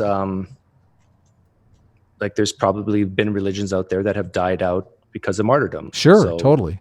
Yeah.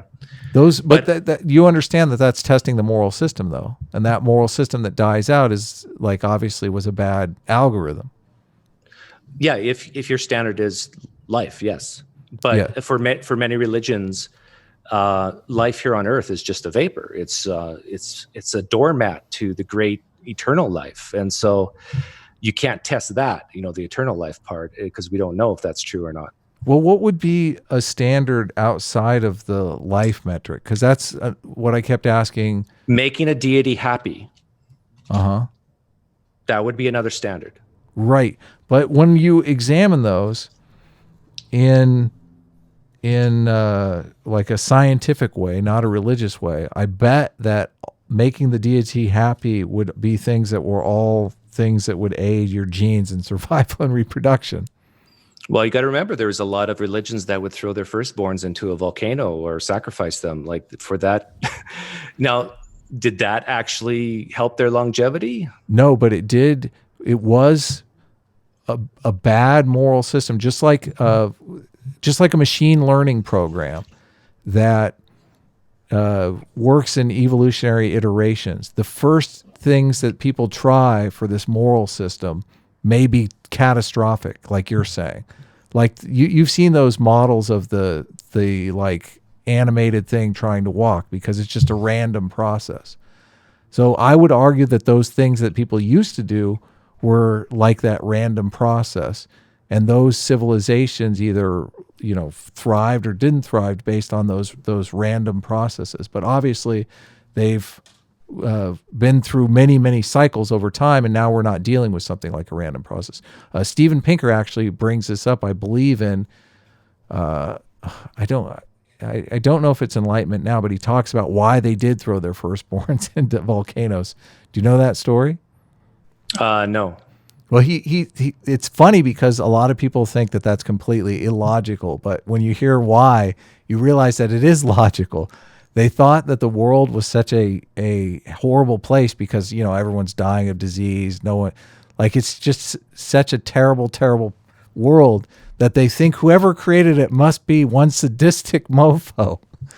So it's better them than us. So that's why they actually did human sacrifice. They were like, the logic was, this guy wants a lot of blood. Let's give it to him and maybe he'll spare us.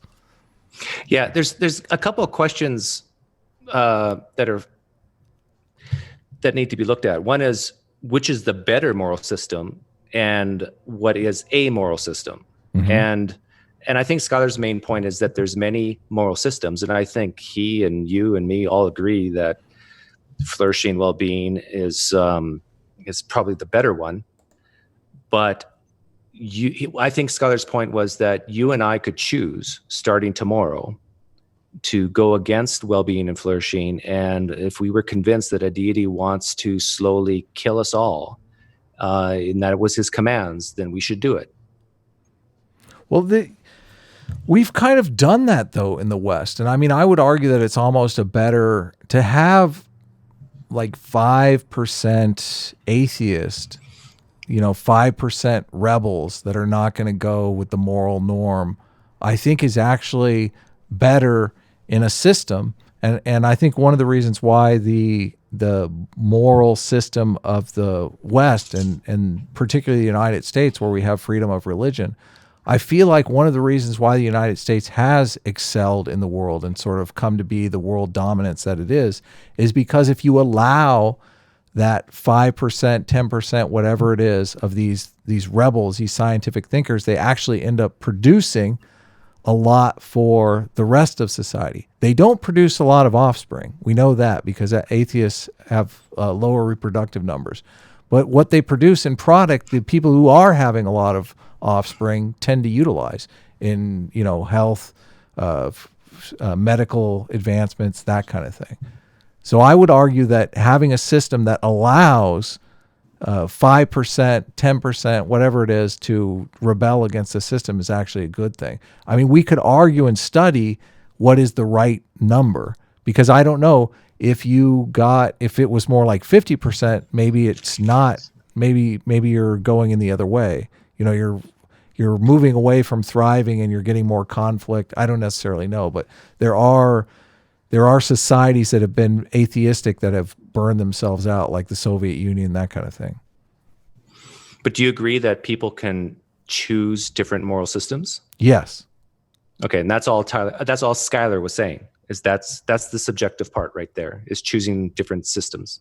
Well, there's overlapping moral systems, though. You understand that there is a religious system that we opt into that has different rules, and there's a legal system that we're sort of forced to be opt into.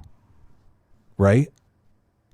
Yes. Yeah. Okay. Or pay the consequences. Yeah. Right. So one is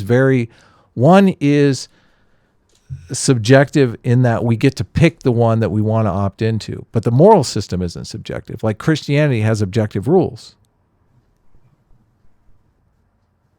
Right? Right. I mean, we can play baseball or we can play basketball, but the rules of baseball and basketball are very much objective.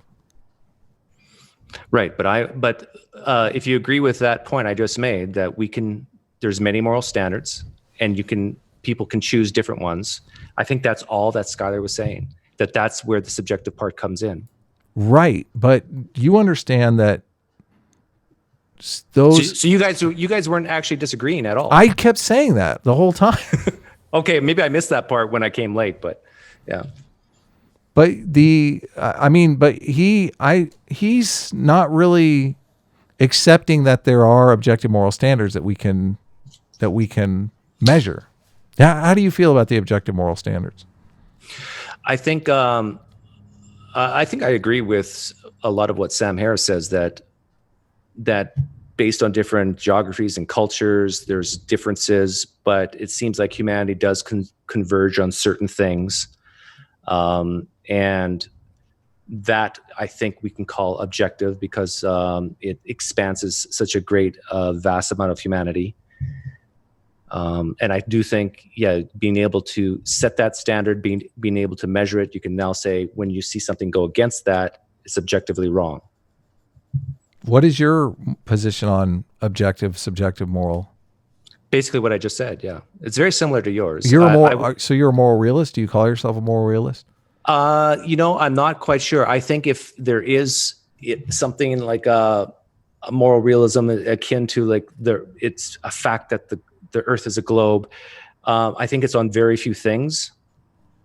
I think there's a lot more peripheral stuff than core stuff. So I'm open to that. I'm not 100% sure. I really find it hard to imagine any society to regularly stomp their babies in the head. I think that's objectively true, that that society would not exist, right? So there's some clear-cut examples, but there's definitely some fuzzy edges.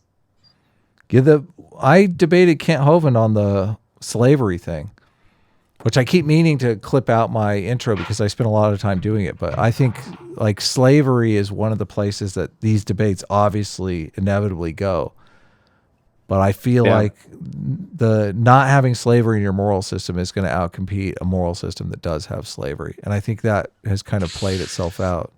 Well, I could play devil's advocate on that. I really understand the Christians' argument, or the Jews, Muslims' argument, the Old Testament stuff. They would say that slavery was needed back then, and it actually aided in the well-being of humanity. It aided in the flourishing of humanity, just because there wasn't democracies. There wasn't a social safety net.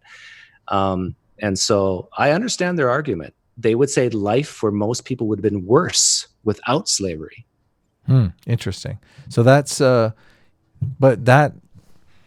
so we've substituted other moral norms instead, basically, that have taken the place of those moral rules.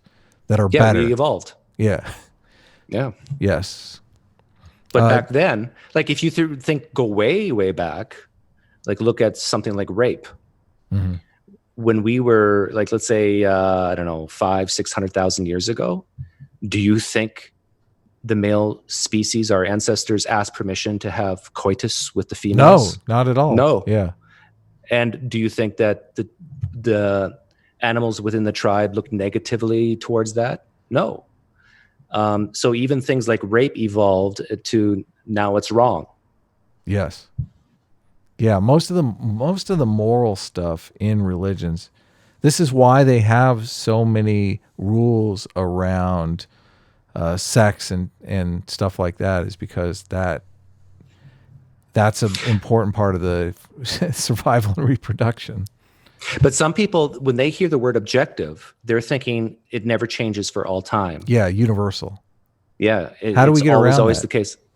That doesn't objective doesn't mean universal at all. I don't know, know why. I don't know why they how to keep get around that. Yeah. I don't know why. I don't know where that conflation comes from, but I'm always encountering it. A jar full of love for $2 Aussie says, "Have some money, Adam." I like that. A short super chat. It's easy to read. And Matthew McAdam gave me 2 or 3.54 Canadian and didn't say anything. So thanks. How much Canadian? $3.54. It must be like he That's said $5 or something in it. No. That's $2 and $2.30 US. Oh, okay. How you know? I'm that Canadian, so yeah. So do you have any? Do you have anything you want to say or anything you want to talk about? I just kind of randomly invited you, and thanks for joining my chat. Thank you for visiting my channel. I just came on to basically say that you and Skylar were basically agreeing and just talking past each other. I think just the subjective part that Skylar was emphasizing was the choice to choose a standard. And this is what I bring up with Christians, because I mostly talk to Christians, and I'll say, you subjectively chose to follow Christ. And so you have subjectively chosen your standard, Yahweh. But you've objectively chosen an objective moral standard, though. That's what I would say. So you would say they have objectively chosen. They subjectively chose an objective moral standard because that moral standard was developed through the consensus process that I kept talking about with Skylar. Because the list of they're like the 10 Commandments is objective, right? That's a good question. It is. I mean, half of them are not. Half of those 10 Commandments are not rules for how humans should treat humans. So that's why I'm waffling on this. Well, even the you shouldn't have any gods. Like God is a jealous God. You shouldn't have any gods. I mean, that's kind of a form of purity testing, I think. I mean, you can argue, and we have this in our legal system. This is why we have the courts, because the courts interpret like the Supreme Court interprets the Constitution, because there is subjectivity that just goes along with language. Like language is an imperfect thing, but we're trying our hardest for it to be objective. But let's imagine right now that Christianity is actually true. Mm-hmm. If God really did command a mother to drown her child,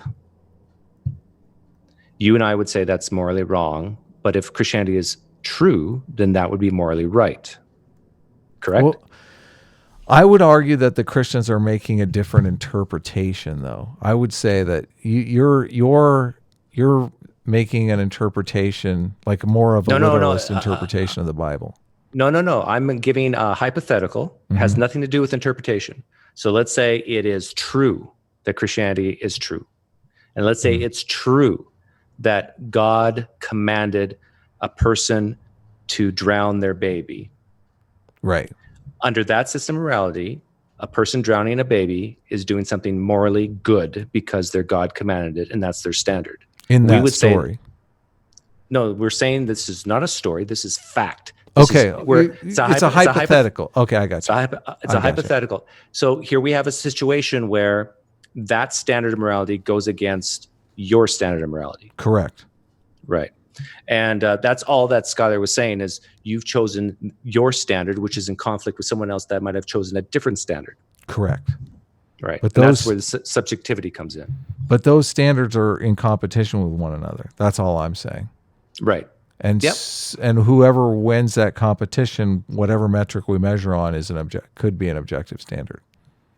Like we're in competition right now with other nations, which have other legal systems, which are just kind of rule sets in the same way that I'm boiling down morality into a rule set. But you were helping me out in the chat with what's his name, Matt Slick, a bit, Mm-hmm. and I'm curious because you were arguing a bit, and this is always trouble for me because as I'm an atheist, but I believe that the Christian moral system is a good moral system. I believe like it's been through this product cycle, this evolutionary product cycle. So if you live your life by the Christian rules, you're going to live a more satisfying life.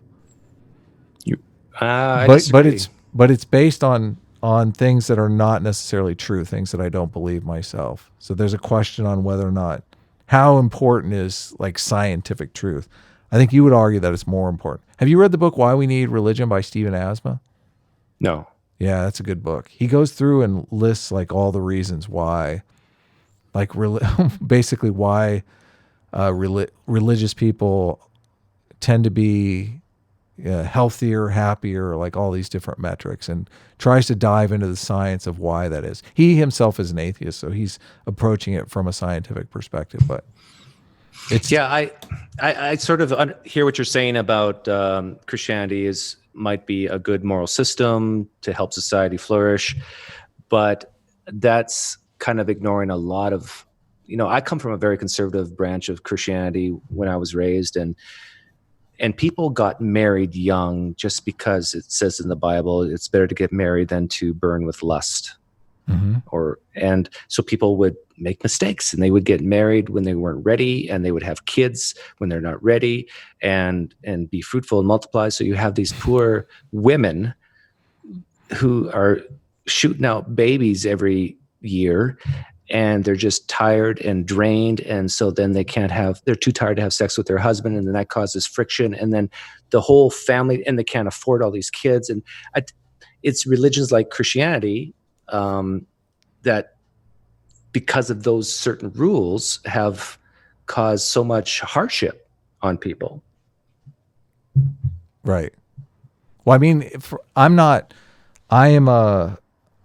looking at it from an evolutionary perspective. So it would obviously be aggregate. Like you would look at it like populations. So if you have a few that are obviously it doesn't work out for, but it works out for the majority of them, evolution is going to seize on that majority. But I understand what you're saying. It sucks for the people, the minority who always, but I mean, I would argue the same thing. It's the same case with atheists, because like I'm a non-believer and I don't think I could believe. I think it's just part of me, but I would like to believe, because who wouldn't want to live forever? Who wouldn't want me? I don't want to live forever. Really? Oh man. Really? I would love to live forever. 400 or 500 years max. I was actually asked that. Well, that is practically forever. No, forever is like, think of trillions of years. I was asked that question in a Christian channel. He was interviewing me, and he asked me, Doug, if Christianity were true, would you follow it? And I said, and then I asked him the question, well, does that mean I have to live forever in heaven? He said, yes, that's part of Christianity. And I said, no, I would believe it's true, but I would not be loyal to it. If I had to, I would say it verbally. I would do anything I could to reject it verbally, just so I wouldn't have to go to heaven forever. Or if I had the option to go to heaven and then say, okay, I've had enough, I'm out, just annihilate me, God, then maybe I'd be game. But if Christianity comes with eternal life, sorry, count me out. And believe it or not, I think there's a few Christians who empathize with that idea, that they really don't want to live forever, and that kind of fear, it scares them a little bit. That's so funny. Well, that part definitely is subjective. So Yeah, but you're coming from the point of view that all religions exists for a reason because of evolution, and it was needed to believe the myth in order to keep people together in a cohesive unit. So it doesn't even matter if the core propositions are true or not. It's a method of flourishing. Is that basically? yeah, Brett Weinstein calls it metaphorical truth. Are you familiar with his work? Yeah, that's similar to some of the things Jordan Peterson says as well, right? Yeah, his truth is very similar to metaphorical truth. I'm sure you watch the debates with him and Sam Harris, right? Yeah. Jordan Peterson and Sam Harris. Yeah. Yeah. That's what they're getting at, basically. Did you watch a recent podcast with Brett Weinstein and Sam Harris? If it was very recent, then probably not. Yeah, super good. Super good. Yeah. They argue over free will. Do you believe in free will? That tends to come up from time to time. No. No, I don't think so. You're a determinist? Yeah, I think I am. Really? Oh, Yeah. you got to listen to that podcast then. Brett Weinstein just completely tears Sam Harris apart on the determinism. Because how can there be an evolutionary process if we live in a determinist universe? Well, it depends on how the question is could things have been otherwise? That's the real question. Or is the question, does every effect have a cause? And I'm saying every effect has a cause. That's basically what I mean by determinism. Okay. Does that make sense? Yeah, but I mean, do beings have free will? Depends how you define free will. Okay, let's not get into it. It's too complicated for me. So yeah, but the bottom line is, it doesn't even matter, does it? Like it's not well, really. I guess it does matter when it comes to things like shaming and rewarding, and I think people should be shamed and people should be rewarded. But I view those as more of emotions that are causes to new effects. So you can still have ideas of moral responsibility even if there is no free will. Yeah. So why do you do what you do? Are you still streaming pretty regularly? Yeah, pretty regularly. I do it out of my sheer own entertainment. I don't do it for subscribers or for likes. I've never asked for a subscriber, never asked for a like. I've never asked for money. I just do it because it entertains me. I worry because this is one of the things that bothers me about the anti-theist is that I worry that you're convincing people to abandon their faith and that they're going to live less fulfilling lives without it. I mean, nobody convinced me to really. I kind of just wandered away. Nobody ever really proselytized me for atheism or anything like that. I shouldn't say often or frequently, but I sometimes tell people, do not leave Christianity. And I get emails and I reply back. Really? I reply back to a lot of my emails. There might even be some people who watch this at some point and say, hey, he's talking about me. I'll say, no, don't. If you're considering leaving Christianity, please slow down, rethink this. I'll encourage them, like maybe just stay at deism for a while and then maybe you can go back to Christianity. Like I'm not a person trying to, squash people's faith, but I resonate more with people who the cognitive dissonance is already so high in them that they kind of like hearing a guy like me saying it's okay to leave. It's okay to doubt. It's okay to question. And a lot of them have been told, no, you can't, that's not okay. And I'm saying, no, it's, you can go against your authority figures for a bit.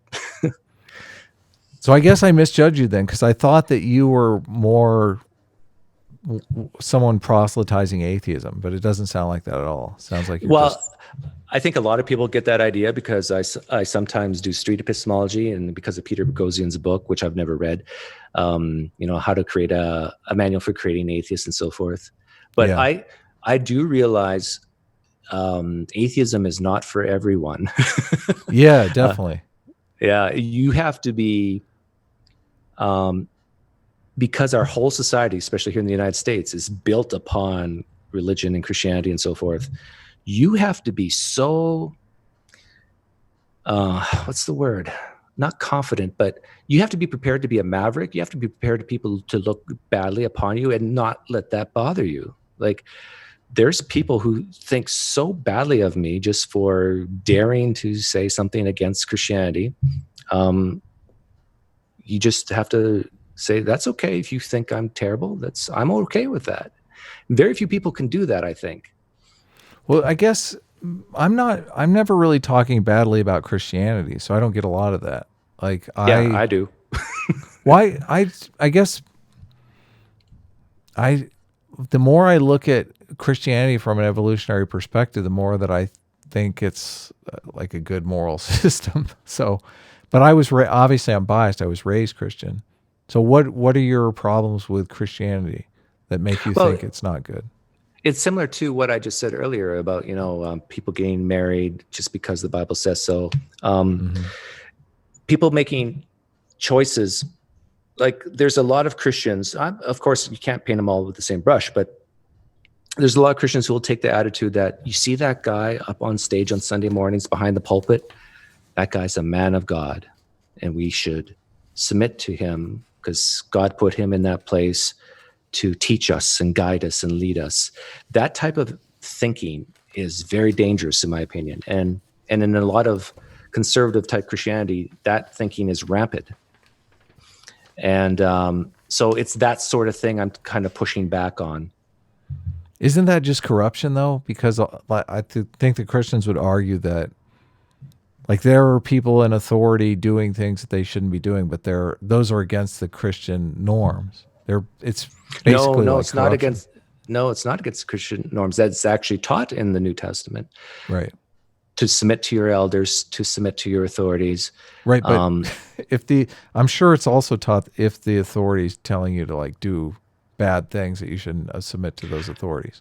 Well, it's not so much that these authorities are telling you to do bad things. It's that whole idea that you can't question them, or that they have this special gravitas behind them, that they're speaking for God. You'll see this definitely in the Pentecostal churches. And they even have prophets in the Pentecostal church. This is a word from God, through my mouth to you. Like, this is really dangerous stuff when people think they have the creator of the universe telling them to do something. And I'm not saying it could be a good thing, but still, it's this whole idea that they can't be wrong about it. That this is indeed from the creator of the universe telling me something. And once you get in that mindset, I think it can have negative repercussions in the future. Well, the respect for authority is a double-edged sword, though, because the respect for authority is also, I mean, they're saying don't commit adultery, don't lie, don't steal. Like, if you're having respect for that authority, it's a good thing because you don't want people to lie, steal, or commit adultery. Yeah, there's definitely some great things, some great principles in Christianity. I'm not saying that. But it seems like you're making an argument that the authority, the submitting without questioning, is the bad thing. But in what situation? Without question is the bad thing. Yeah. What are they asking you to do? That it seems like all of the things that Christianity asks. Okay, you want an example? I'll give you an example. Oh no! Oh no! Maybe I don't. Yeah, you got a seatbelt on that chair? Oh no! This is a personal example that is not make-believe. It hits really close to home for me. My sister went to a church. My sister has MS. She went to the church. The elders prayed for her, anointed her with oil, the whole bit, just as it says in the scriptures. The pastor of that church, along with the elders, told my sister that she no longer has MS and she was cured, because they prayed in the name of Jesus, and where 2 or 3 are gathered in the name, there the Holy Spirit is there also. Whatever you ask in my name, it shall be done. All these verses giving this idea that by praying, laying on of hands, that my sister has no longer MS. She believed this. She believed truly that her MS was cured. She did not sign up to the MS Society of Canada to get help financially to get the best medications to slow down the progression of MS, because why should she? She doesn't have MS anymore. Fast forward 5 years, she's completely paralyzed. Yeah, this is gut-wrenching, man. She has a feeding tube in her. It gets worse. She has a feeding tube in her. That's the only thing that's keeping her alive. She can only move her eyes and her mouth. Now, this could have happened whether they prayed for her or not, but the fact that she refused to take medications because she thought, why take medications for a disease I don't have? But she chose to keep the feeding tube in because she believes that God will heal her someday. She has a pair of running shoes on the light fixture in the hospital or whatever place she's staying at, saying she looks up at those running shoes and she says, someday God's going to heal me and I'm going to be in those running shoes and run again. Now, in one way, you and I can say, see, look, evolution works. It's keeping her alive. She has believed a myth, and this myth has caused her to keep living, keep fighting. But on the other hand, she is going through the most extreme suffering that a person can imagine. She's on every pain medication you can imagine. When I talk to her, her teeth have been pushed out because she clenches her jaws so strongly because she's writhing in pain. This is the danger of this type of religion. Yeah, no, that's a horrible story, and I feel bad for your sister. Obviously, I feel like she got bad advice, but it gets worse. My sister is not a unique case. No, I'm sure there are other cases like this. Yes, definitely. Very, very many cases. And so these are the sort of things where I'm saying to Christians, please, if your pastor says something to you, question it. If your pastor says you've been healed you've been healed of a certain disease, question it. Don't believe them just because he is your elder, your pastor. Even if someone comes up to you and says, God told me to tell you you no longer have MS, don't believe it. Question it, doubt it. So this is the sort of like the religion I'm proposing is to question. Yeah, definitely. And in those cases, I mean, that's one of the things I think the atheist community is like doing a valuable service. If people are harming themselves by not seeking proper medical attention, like the whole faith healer thing, it's devastating. It's totally devastating. Yeah.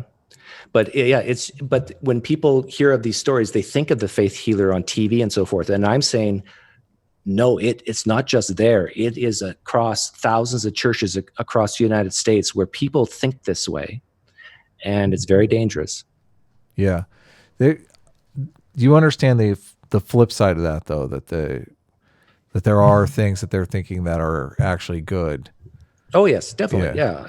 And even in my sister's case, she still has a positive attitude, even though she's spending every hour of every day in pain, because she thinks that she will be rewarded in heaven, that God has a plan for this. All things work for good to those who love Christ.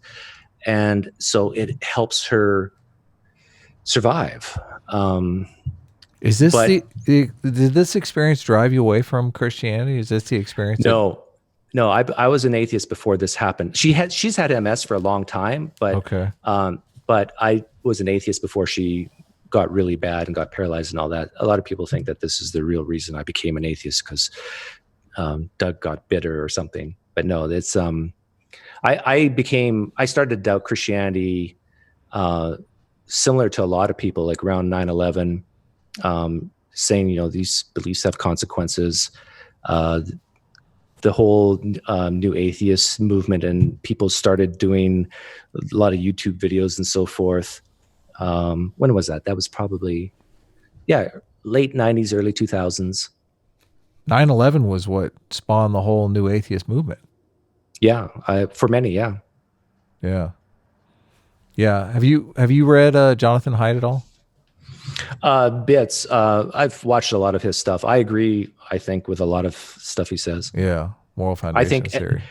Yeah, and this is why I do street epistemology, actually, is because it boggles my mind when people, well, how should I say this?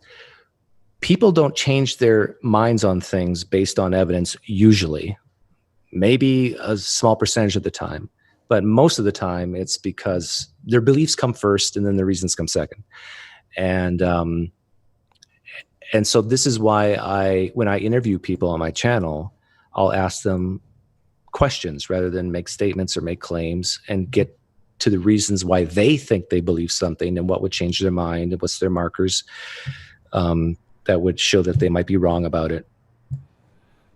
Yeah, it's very important for atheists that people believe true things, but that's not always true.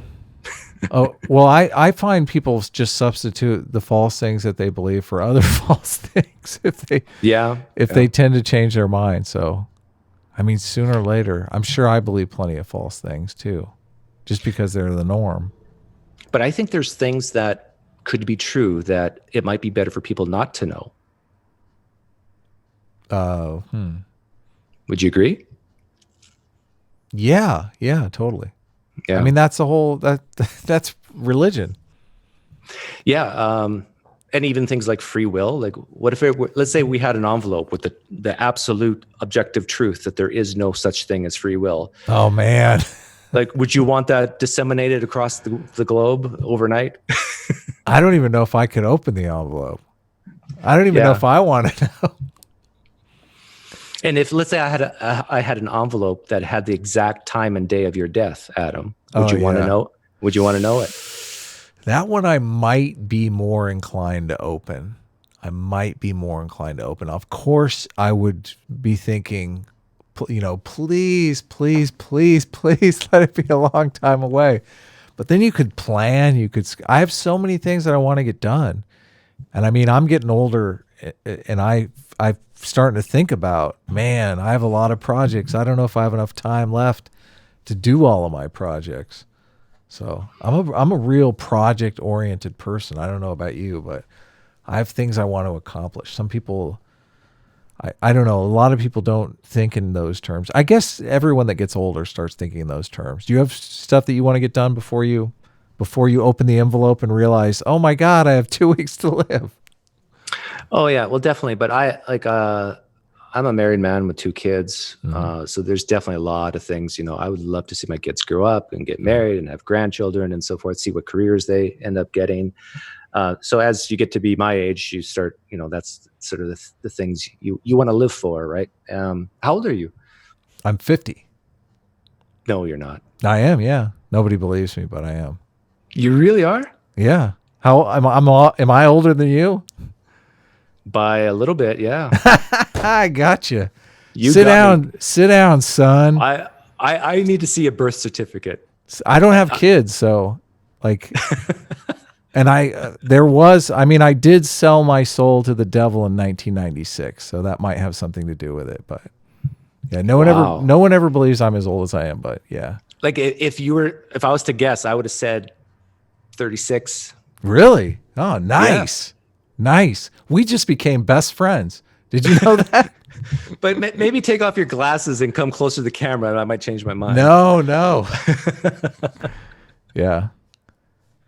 Wow. People in real life never believe I'm as old as I am too. But I never had kids, and I think that like you have 2 kids, and the kids immediately, like your cortisol levels, like immediately start climbing. You're like, where are my kids? Oh my God. Yeah. So I haven't experienced that kind of stress in my life. I've lived a pretty stress-free life. So, by the way, you mentioned this earlier. How old are you? I'm 48. Okay, so Almost I got a couple 49. of years on you. Do you mind if I call you son? Yeah, you can call me son. That'd be cool. What was I going to say? Oh yeah, my advice to atheists out there is to reproduce. Yeah. Well, I'm an atheist that hasn't reproduced, so maybe maybe there's something to it. And I say that not just because evolution, we've got to keep the survival of the species, but it's more meaning and purpose reasons. Like you get great meaning and purpose from having children. Yeah. No,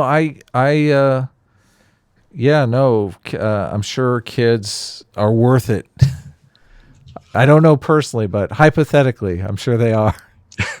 Well, some kids are from the devil themselves, but that's just a few of them. I think I was one of those kids myself, and I kind of feel like maybe I dodged a bullet. Like I felt like I secretly knew I'm not going to put myself through what I put my parents through. So yeah. Hey, Reed's here. Oh, he is? Yeah. What's up, Reed? Well, I should go anyway. I got a bunch of stuff that I want to do. So thanks for jumping on. Thanks for chatting with me. If you ever want to chat again, okay, just look me up. You can always reach out to me on Twitter. I use Twitter more for messages than anything these days. So, but thank you guys for the super chats. Very kind of you. I hope you enjoyed the debate. The debate is also on Modern Day Debate channel. You can check that out. I might edit this part out at the end. I might leave it up. Let me know in the comments below what I should do. And you're going to edit me out? Maybe. I don't know. Should I? Why? Nah, I can't do it now. Now that you brought it up, I can't do it. I'm going to leave this part in. Maybe I'll edit out. Maybe I'll edit. Dad. Well, the thing that sucks. Oh yeah, son. I would never edit you out. The thing is, even if you edit out a little bit, the chat disappears, and people tend to like the chat. So the chat is kind of cool. So I won't edit anything. I'll leave it up. We'll go ahead and leave it there. Do you have any closing words? You want to promote your channel or anything? What's the name of your channel? Pine Creek. I want you to go subscribe to Pine Creek next time he's. No, he's a douche. Leave him some super chats next time he's up. He's trying to save the world from bogus faith healers, which is a good thing to do. I'll go ahead and leave it there. Take care, everyone. Thanks, and we will see you in the next video.